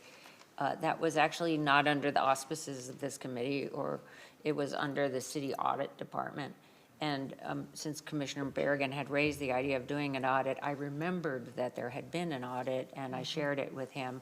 I can send it, Ryan, I'm sure has it, but just to double check if I can send it to Ryan, if others are interested in seeing that audit that was conducted in 2021 by the city audit department, and I can send it off to Ryan. I shared it with Commissioner Berrigan because he was interested in audit.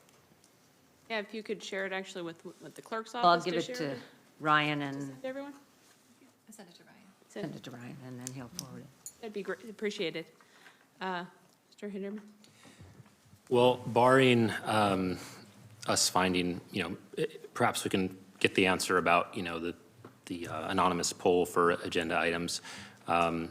Barring that, assuming we don't have that, I assume if we put that out, this probably would be the highest, the item that most people are interested in.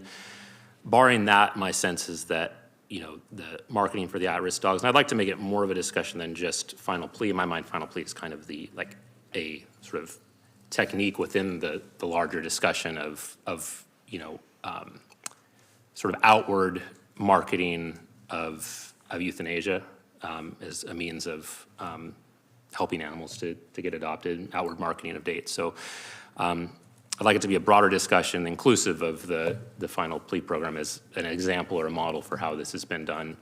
And I can, between now and then, work to learn more about it, check out the Instagram page, maybe get in touch with Bradshaw's communications team and learn more about it. So just to prevent any further, time or disagreement, I'm happy, if nothing else precedes it by, a poll or something, for that to be, kind of the item that's covered. Since my presentation is getting moved till next, I would have liked to have also put your item on there, Commissioner Treat. I don't know that we'll have time for all of them, especially if I'm adding things to the follow-up log. I anticipate there may be another round of follow-up log discussion. So, but I'm happy to put that at the forefront as long as I have the sense that's the highest priority from the commission.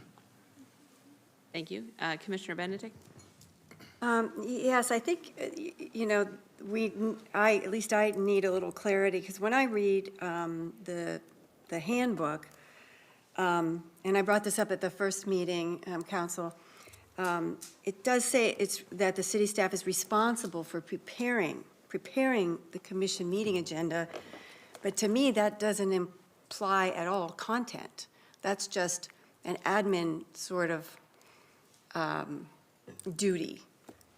So it just seems very odd that the commission, we would not be able to discuss items that we find to be urgent, life-saving items before a presentation. And I'm sure your presentation's wonderful. You're very good at that, and I appreciate all the information that you give us in your communication.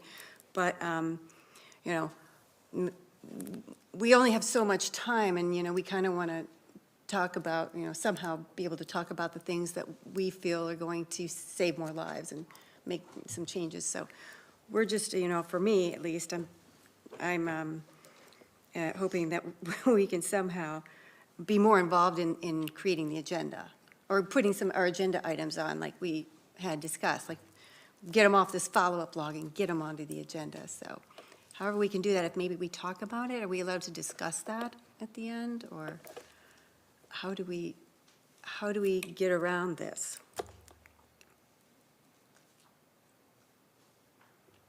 Mystery. Is that a question directed at me? At anyone who has an answer. Anyone who can answer.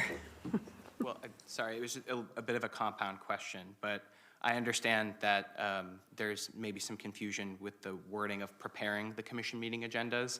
I think it says that in one part of the handbook that city staff is responsible for preparing commission meeting agendas, which could, be also construed as just mere preparation. Staff provides support services. One of those services is quote unquote preparing meeting agendas, which doesn't elaborate any further on it, but I think the operative language would be, quote, staff will bring issues to the commission relevant to the commission's scope of authority. That goes beyond mere administrative preparation of agenda items. That is bringing issues for discussion to commission meetings. So I would say that would be the operative language that explains what preparation implies. That would be my legal opinion. So then my question is then, how does the commission bring items that they want to discuss onto the agenda without it languishing on this follow-up log?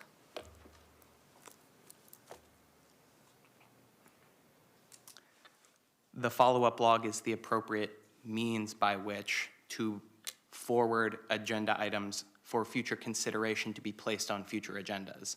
So staff ultimately has the authority to place that item on the agenda in the order that they deem is appropriate given the availability of staff time and other considerations, but ultimately that is their determination to make.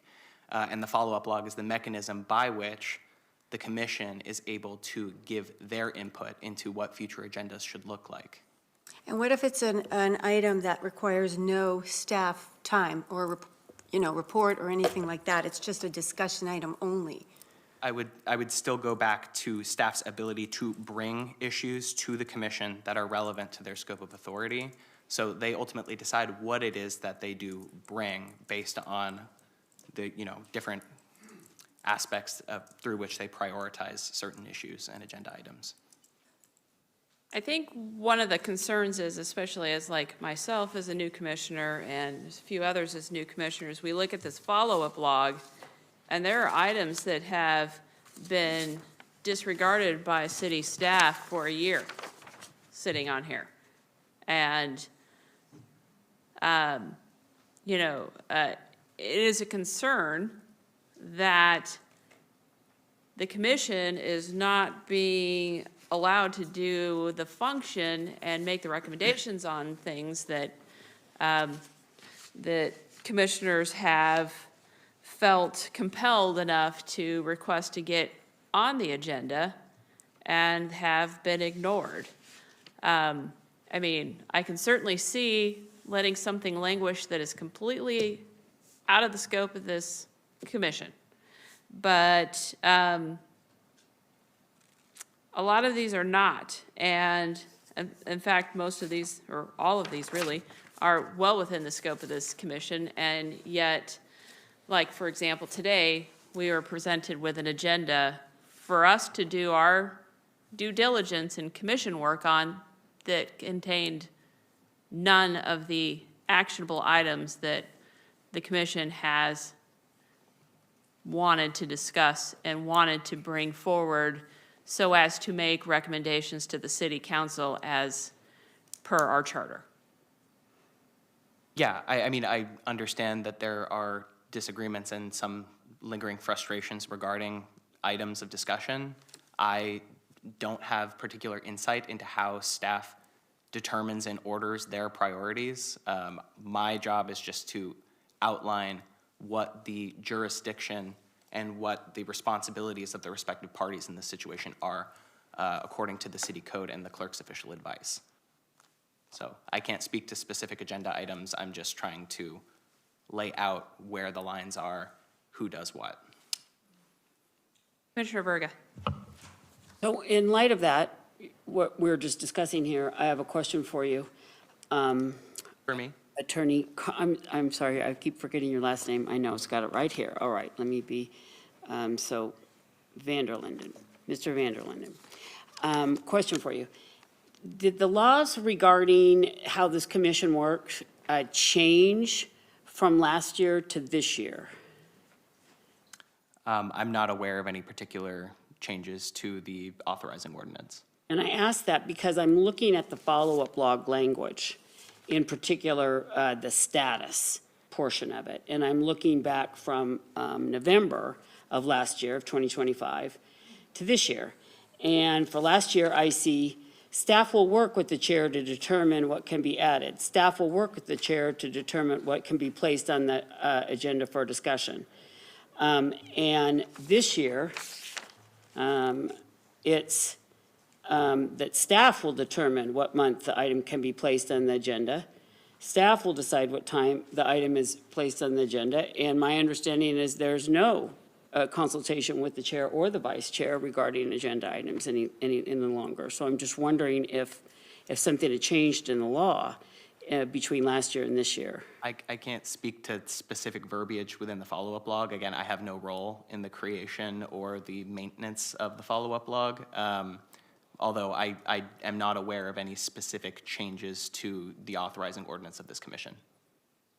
Brian, any thoughts on that? Let Commissioner Berrigan speak, and then Mr. Kinderman's on the list next. I didn't intend to speak on this, but I appreciate the citations and that were given. I do think, and I think I know a little bit about the law, that it is a matter of interpretation. I did, after the last commission meeting, reach out to a few friends, one who is the city manager for another city in California. And while discretionary authority may not lie with the commission to make major decisions, it does seem odd for a body for a commission body for a city of our size to be handcuffed in a way where we cannot make motions and contribute to what ultimately is on the agenda for the public to provide input on. I would argue very strongly, and I do have a very strong difference of opinion here on the interpretation. I'm happy to discuss it with whoever, but it is not enough to hang my hat on, and I don't think any legal professional should hang their hat on staff has authority to bring forth issues as the basis and only rationale to say that they are the only dispositive force who can decide what is on the agenda without a partnership. I do think it should be a partnership. And to me, I would read that and construe that sentence to mean that staff may from time to time bring to the commission issues that involve maybe a staff issue if that was within our purview, or some kind of issue that only staff would have knowledge to, but that the commission needs to opine on. So I just think we're taking a really constricted, limiting view of the code, and I don't think it's to the benefit of the public and what we're charged to do as servants. So I just wanted to say that on record. And I appreciate your interpretation, but I also would disagree with that on principle. Manager Hinderman? Thank you. Yeah, I just wanted to say, I made that change on the follow-up log, and that was in response to the presentation that we had last time about, commission rules. I'm learning a lot more about, I'm talking to fellow, colleagues and other commissions. I've asked them, about these questions, and they say there are a couple of commissions where, for example, the chair or the vice chair set the agenda, et cetera, or not set the agenda, but they collaborate on the agenda. But, what we sort of learned from the presentation last time is that that's not necessarily typical, that staff do get to set the agenda. I mean, I think that's been made, very clear from our city attorney, and I think, I don't know how much time we want to spend, questioning that. That might be something that we kind of just need to accept as a group. But I think one of the reasons that it was changed is because we do have a new commission. And I don't think we can just ignore the fact that many members of this commission have had, a history of, I shouldn't say many, I'm sorry, several members of the commission do have a history of, attempting to publicly undermine the shelter. And we need to recognize that, right? And so I'll just tell you kind of where I'm at. I don't have full control over what agenda items are set. Perhaps I will more in the future. But as far as my perspective, it really depends kind of on the intent of a lot of these items. Is the item meant to support the shelter, to help animals, to bring important issues to light, or is this item meant to, in some way, publicly, reduce the shelter's image, right? We're not going to choose an agenda item that we believe might lead to less adoptions or harm to animals or whatever. And so, this is really why I had my presentation on tonight, is that if we can address some of the issues, as far as relationship, not between all commissioners, not between just members of the public, but the issues that we've had with a productive working relationship, with the issues that we've had with communication, and start a new chapter of trust. If I can trust personally that communication is going to be respectful, that the intent of the items is good, there's nothing that I'm afraid to talk about with any of you. But I do think we need to establish, just acknowledging the past, establish some new standards for myself and for everyone for how we communicate and how we collaborate. And that was really the goal. And I'm hoping that, if we can get on that same page, and I'm really, there may be aspects of my presentation that I change because I'm really liking what I'm seeing. Like, this is the first time for some of you that I feel like we've been able to have, good conversations, constructive conversations, and I'd like to, be able to continue that. So, but that's kind of the context, right? And that's why I wanted to bring this to the commission, to the commission as a presentation and a discussion, so that we can build that trust and we can start moving forward, and then talk about these items with confidence, knowing there's good intent behind it. Commissioner Berga. So I'm not exactly sure how I should interpret what you're saying, but from where I sit, it sounds like that there has been a change to the agenda setting process, because there's a concern that rather than what I'm trying to achieve here, I think what we're all trying to achieve here is help animals, and that's always been the case. And if that means that becomes a criticism, it does. And that's how I've always approached this, animals first. And that's why I'm here saying final plea, and let's be transparent, and let's have oversight, and let's promote these. But that, I just want to clarify that's an important part of why I'm on this commission, and why Plucky Blom appointed me, is because he said he wants an advocate, and he wants to make sure that there is some transparency and some oversight. So I hope that what you're saying is true, and that we will see that going forward in the agenda, because otherwise, why are we here? If the commissioners aren't going to be heard, and if what we want to prioritize doesn't matter, and saving lives doesn't matter, then we could just say, what does it matter? Who cares? So I'd like to go on record as saying that.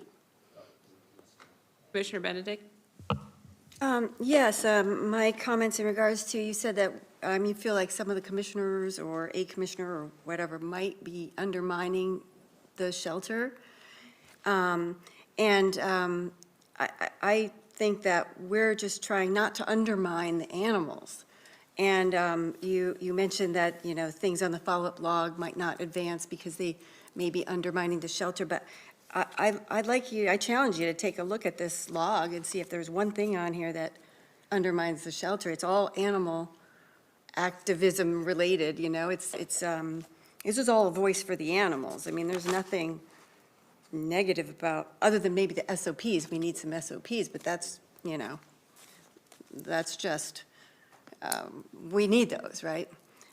So, yeah, we're just asking to have our voice heard and have our concerns agendized, so that we can be the voice that we've been charged to do for the animals, charged to be for the animals. Commissioner Treat? Yeah, and I just wanted to add in the, going back to the follow-up log, one of the reasons that I had suggested that we try and have 2 biannual workshops, of which I'm working with legal counsel to see how we put that together, is to have a full day to talk about a lot of different issues on how certain things work in other areas, and could it be applied, and, or different suggestions from even different states, not just different parts of California, so that we could have full conversations that are more than 2 minutes from this, from the people in the audience, or, how we better take care of cats. I mean, I don't know as much about cats as Denise does, and that's one of the things I'd like to know more about. So I wasn't going to put that as a high priority when we go through the ranking system, but I actually think, considering all the different things, not as a criticism to Front Street, but as a pro-animal day of sharing thoughts with a variety of different groups. I think the biannual workshops, and those after we work with council to see how we do it, versus the Brown Act, is having it be a voluntary thing we attend, where no decisions are made, but true information comes from different sources who have different ideas, so that Front Street, even the size that it is right now, could do better until we can build a new shelter. Because even just building a new shelter without really good programs, size won't matter. So that's one of the reasons that I had suggested, 2 days a year, we spend a whole day talking about a variety of different things that we all know experts in, that we could bring in and actually have them talk about subjects versus taking up an extra hour each month. So that was the suggestion as to why that. Commissioner Bagley? Well, I just don't know. I want to respond to Ryan, but I'm not quite sure how I want to put it. But I want to be honest about it. Undermining the shelter. I think that the parts of the shelter that some of us don't like is outweighed by the strength or the conviction we have in our affinity for animals. And that's the core of why we've been critical with management. The only thing stronger for me than my dislike for your manager is my affinity for animals. And I haven't liked the changes I've seen, and I don't like the suffering I've seen out in the street, and the litters and the breeding. And I don't like if staff has been complacent in it and has not brought up points that they know should be brought up. But no one is trying to undermine any shelter that cares for animals, or your staff, or your volunteers. But we've seen a degradation for the last 5 or 6 years, and understand the frustration and the negativity comes with confronting nothing but arrogance and a dismissive attitude and insisting on trends and not what really works, and denying that there are those of us have been doing this for 40 years and worked with, maybe 8 directors and managers over the years. We've done it all. Cleaned kennels, rescued, fostered, adopted, you name it. And it's not recognized by management. It is not about undermining that shelter. My God, you worked with my daughter. She worked 5 summers at Front Street, cleaning kennels and graduated into the med unit. You know we're a serious family when it comes to animals. There's no undermining, but I'm not going to shut up if I have criticism on a manager, if I think he's tubed a shelter. So that's what I have to say about it. I don't want to ever be accused of undermining and having you change listening to us by thinking we're undermining you, because that's not it. Okay? Sure. And I just want to say that it's not that I think that you're undermining, it's that I feel like there needs to be, we need to like work together and establish a pattern that we can work together effectively, right? And there are times where critiquing one aspect of the shelter undermining the shelter is too broad, you're right. And I know none of you would do anything to undermine animals. And I also want to say that part of the reason why I'm excited to be here is because there is such diverse, a diverse experience. You all come from different backgrounds, you're very talented in your own ways. And I see this as a real opportunity, but I also, see a certain level of risk from the department. I've seen the damage that has happened through, not criticism. I'm fine with criticism. It's how it's done and how it's been done. I've seen the harm to staff. I've seen the harm to volunteers. I would be very surprised if we didn't have harm to number of adoptions, number of volunteers, number of donors. And I know that's not the intention of any of the criticism. I know you would never intentionally do that, but that is just a concern from the shelter side that I'm sharing. And I think also one of the reasons I wanted to do this is not only to like my presentation, this discussion, not only so we can like really get on the same page as far as, this being a safe space, that a future shelter director would want to come to, that other staff would be willing to come and present at without fear. But it's also not just how we communicate, but to make that effective, right? I know, and thank you, Commissioner Verga, for specifying like, hey, your charge is to provide recommendations to council. But I also think this is an opportunity for the shelter to hear from you directly, right? Like if you guys want to come together and talk and make recommendations to council, I think that's great, but I want you to know that I'm also open to listening and open to talking. The problem is we've been talking, a lot of these items that we're gonna, like the marking of dogs, we've been talking about, many of us been talking about this for 6 years, right? And what I don't want for your valuable time here, because none of you have to be here, right? You're missing time with your families, and I appreciate that you're here. But what I don't want is for the end of this year to be like, we did all this discussion, and we feel like, we weren't listened to or we didn't have an impact, right? Like, what if you make recommendations to council and, if changes aren't made, that's still gonna be upsetting, right? So I want you to know that I'm here to listen and I'm here to talk things out with you, but how we talk needs work from what it's historically been. And so that's kind of, I wanted to do my presentation last time so we could just start the year right, start with a new foundation. And all of us, including myself, hold ourselves to different standards, because I think there's been things done on all sides that have kind of harmed the relationship, right? And so I apologize for what I said. It's late at night. Undermine was too strong of a term. But I just realized there is a lot of baggage on the shelter side, right? This is, let's acknowledge the elephant in the room. There's tension in this room. And I want to get to the point where it's not about, arguing. It's not this us versus them feeling, but it's this collaborative feeling where we can really talk about things and really make some progress. That's all. And just to time check, it's 8:05. So we have a few more speakers, so if we can just keep comments brief, because we do want to have time for our public speakers. Commissioner Benedict? Thank you. Yeah, so Ryan, I just want to ask that, in this effort to kind of turn the page, would you be willing to change this verbiage from maybe staff and the chair? Change it back to staff and the chair or vice chair, whatever, to make this a more, team effort as opposed to just you putting the agenda together? Ultimately, I wouldn't make that decision. I'm comfortable with those conversations. Again, this is not something that's typical for commissions. There are some that do it. I kind of like the idea of if the poll is allowed, like, again, my commitment to this commission is, again, as long as I'm, confident that we can, discuss things in a productive way, which I'm feeling much more confident after tonight, I'll just say that, okay, I'm happy to talk about whatever. And I do like the idea of the anonymous poll. That way everyone's voice is heard. So that, the commission as a whole and not maybe, one or two folks the issues are being brought forward. So I do like that idea from an equity standpoint. Whether or not we would, resume the process of meeting with the chair or vice chair, I can't speak to that right now.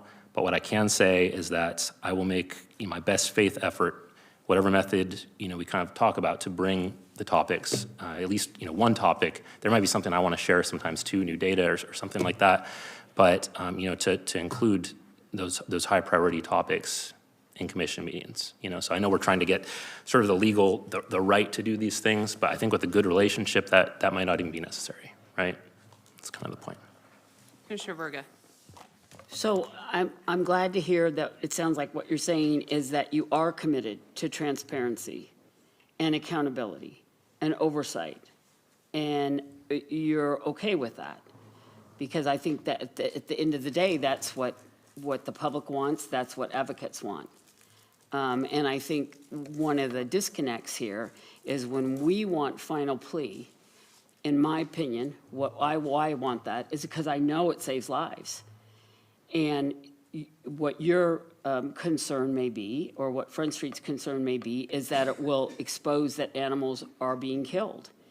And I think as has been discussed here tonight, we have to be open and honest about the real-life consequences for these animals, because that's the only way we're really going to be able to make a difference, is to be honest with the community. And when we are honest with the community, it does save lives. And we can discuss, what are real solutions to change that. Commissioner Morrison, as a point of chair order, this will be the last comment on this, so we can. Thank you. I just wanted to observe that our role is not strictly to make recommendations to the city council. We get to work on projects in collaboration with the staff at the shelter. So for example, the memo asking for folks to talk to their council members, that's not a take it to city council, that's a, could you talk and see if there's a community center? I'm going to point to Commissioner Garcia, who did a lot of work with both the communications interpretation team for the city of Sacramento on creating brochures in Spanish and Hmong and Vietnamese, et cetera.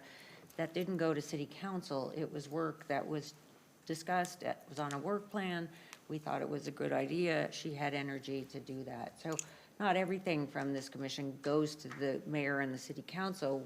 That's where we collaborate with the staff. And so, looking forward to continuing the collaboration with the staff as we hone in on, maybe we could increase fosters or rescues or some of those sorts of things. And just that was an important part, is the collaboration with the folks that work at the shelter.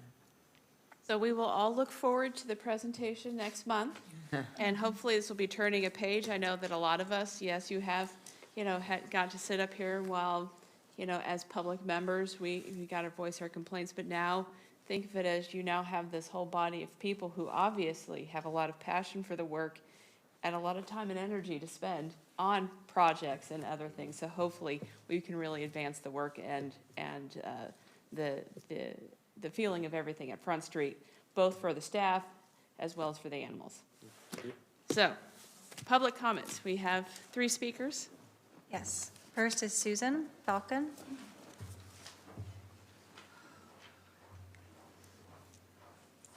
Roller coaster tonight. Madam Chair, you're doing an excellent job. It's been a breath of fresh air. Every day, all day, on my local neighborhood social app of thousands of Sacramento residents who post the same thing. I can't keep my pet. I was turned away from Front Street. I can't afford to feed my pet. What do I do? Somebody just dumped 3 puppies at the intersection of, there's a dead cat on the side of the road. Why doesn't animal control respond? I've been waiting for days. Why doesn't Front Street have a direct line for emergencies? I ask you, why do these basic questions still remain unanswered for the public?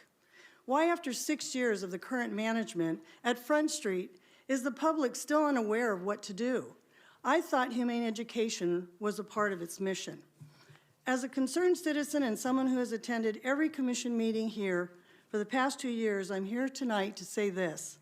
To the commissioners who have served on this commission for years and have kicked the can down the road, you've lost my confidence in your ability to save our suffering shelter. You somehow have not found the courage to ask the tough questions. We have a scathing audit, for Christ's sake. You have demonstrated to me in Sacramento that you're unable to think outside of the box. You have acquiesced to the worst leadership in my lifetime. This charade has got to end. I expected to see a productive, forward-thinking agenda to begin this year. This agenda is a joke. This is a joke. I came here to expect to hear more. I did from the new commissioners and some of the long-standing ones, but this is just amazing to me that it's taken this long to get this far. Tonight, I plead with the long-standing commission members here to work with these new commissioners, embrace the change that is needed to be brave and think outside of the box. Learn from their skill set, their education, and their accomplishments to animal welfare. Thank you for your comments. Your time is complete. Next speaker is Elise. Just a reminder, it's a 2-minute. There is a timer up there, so. I was going to talk about the return to owner rates, but I think I want to talk about the commission. The intent of the commission, I don't think, is to be indentured servants to the staff of Front Street. And because of the retaliation that I see, because you don't like the comments that some of the current commissioners have made, you're now retaliating against the entire commission to tell them they have no say-so. Not only are you retaliating against the entire commission, you're retaliating against the entire city council and mayor's office who have appointed them. In addition to that, you're wasting taxpayer funds. Every one of these commissioners are paid a monthly stipend. Every one of these staffers are paid. You're paid. This commission is supposed to help animals. We've tried to work with Front Street. We didn't start out bitter and mean. We became that because Front Street, specifically Philip Zimmerman, refused to work with us. You and I have had many conversations where we've been productive. But when you have a manager who refuses to even speak or acknowledge that there's a problem, or put out an entire press release on social media and next door saying that I'm providing misinformation when I said animals were killed for space, even though your own data said they were, that's the problem. So it's not just staff is being undermined. The public and the animals are being undermined. Thank you for your comments. The next speaker is Allison Hastings. Is Allison Hastings here? Okay, that's all the speakers I have for matters not on the agenda. Okay.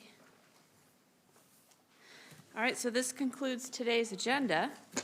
Thank you, everybody, for your participation and lasting. The meeting is adjourned. I'll get the gavel for you next time, sorry about that.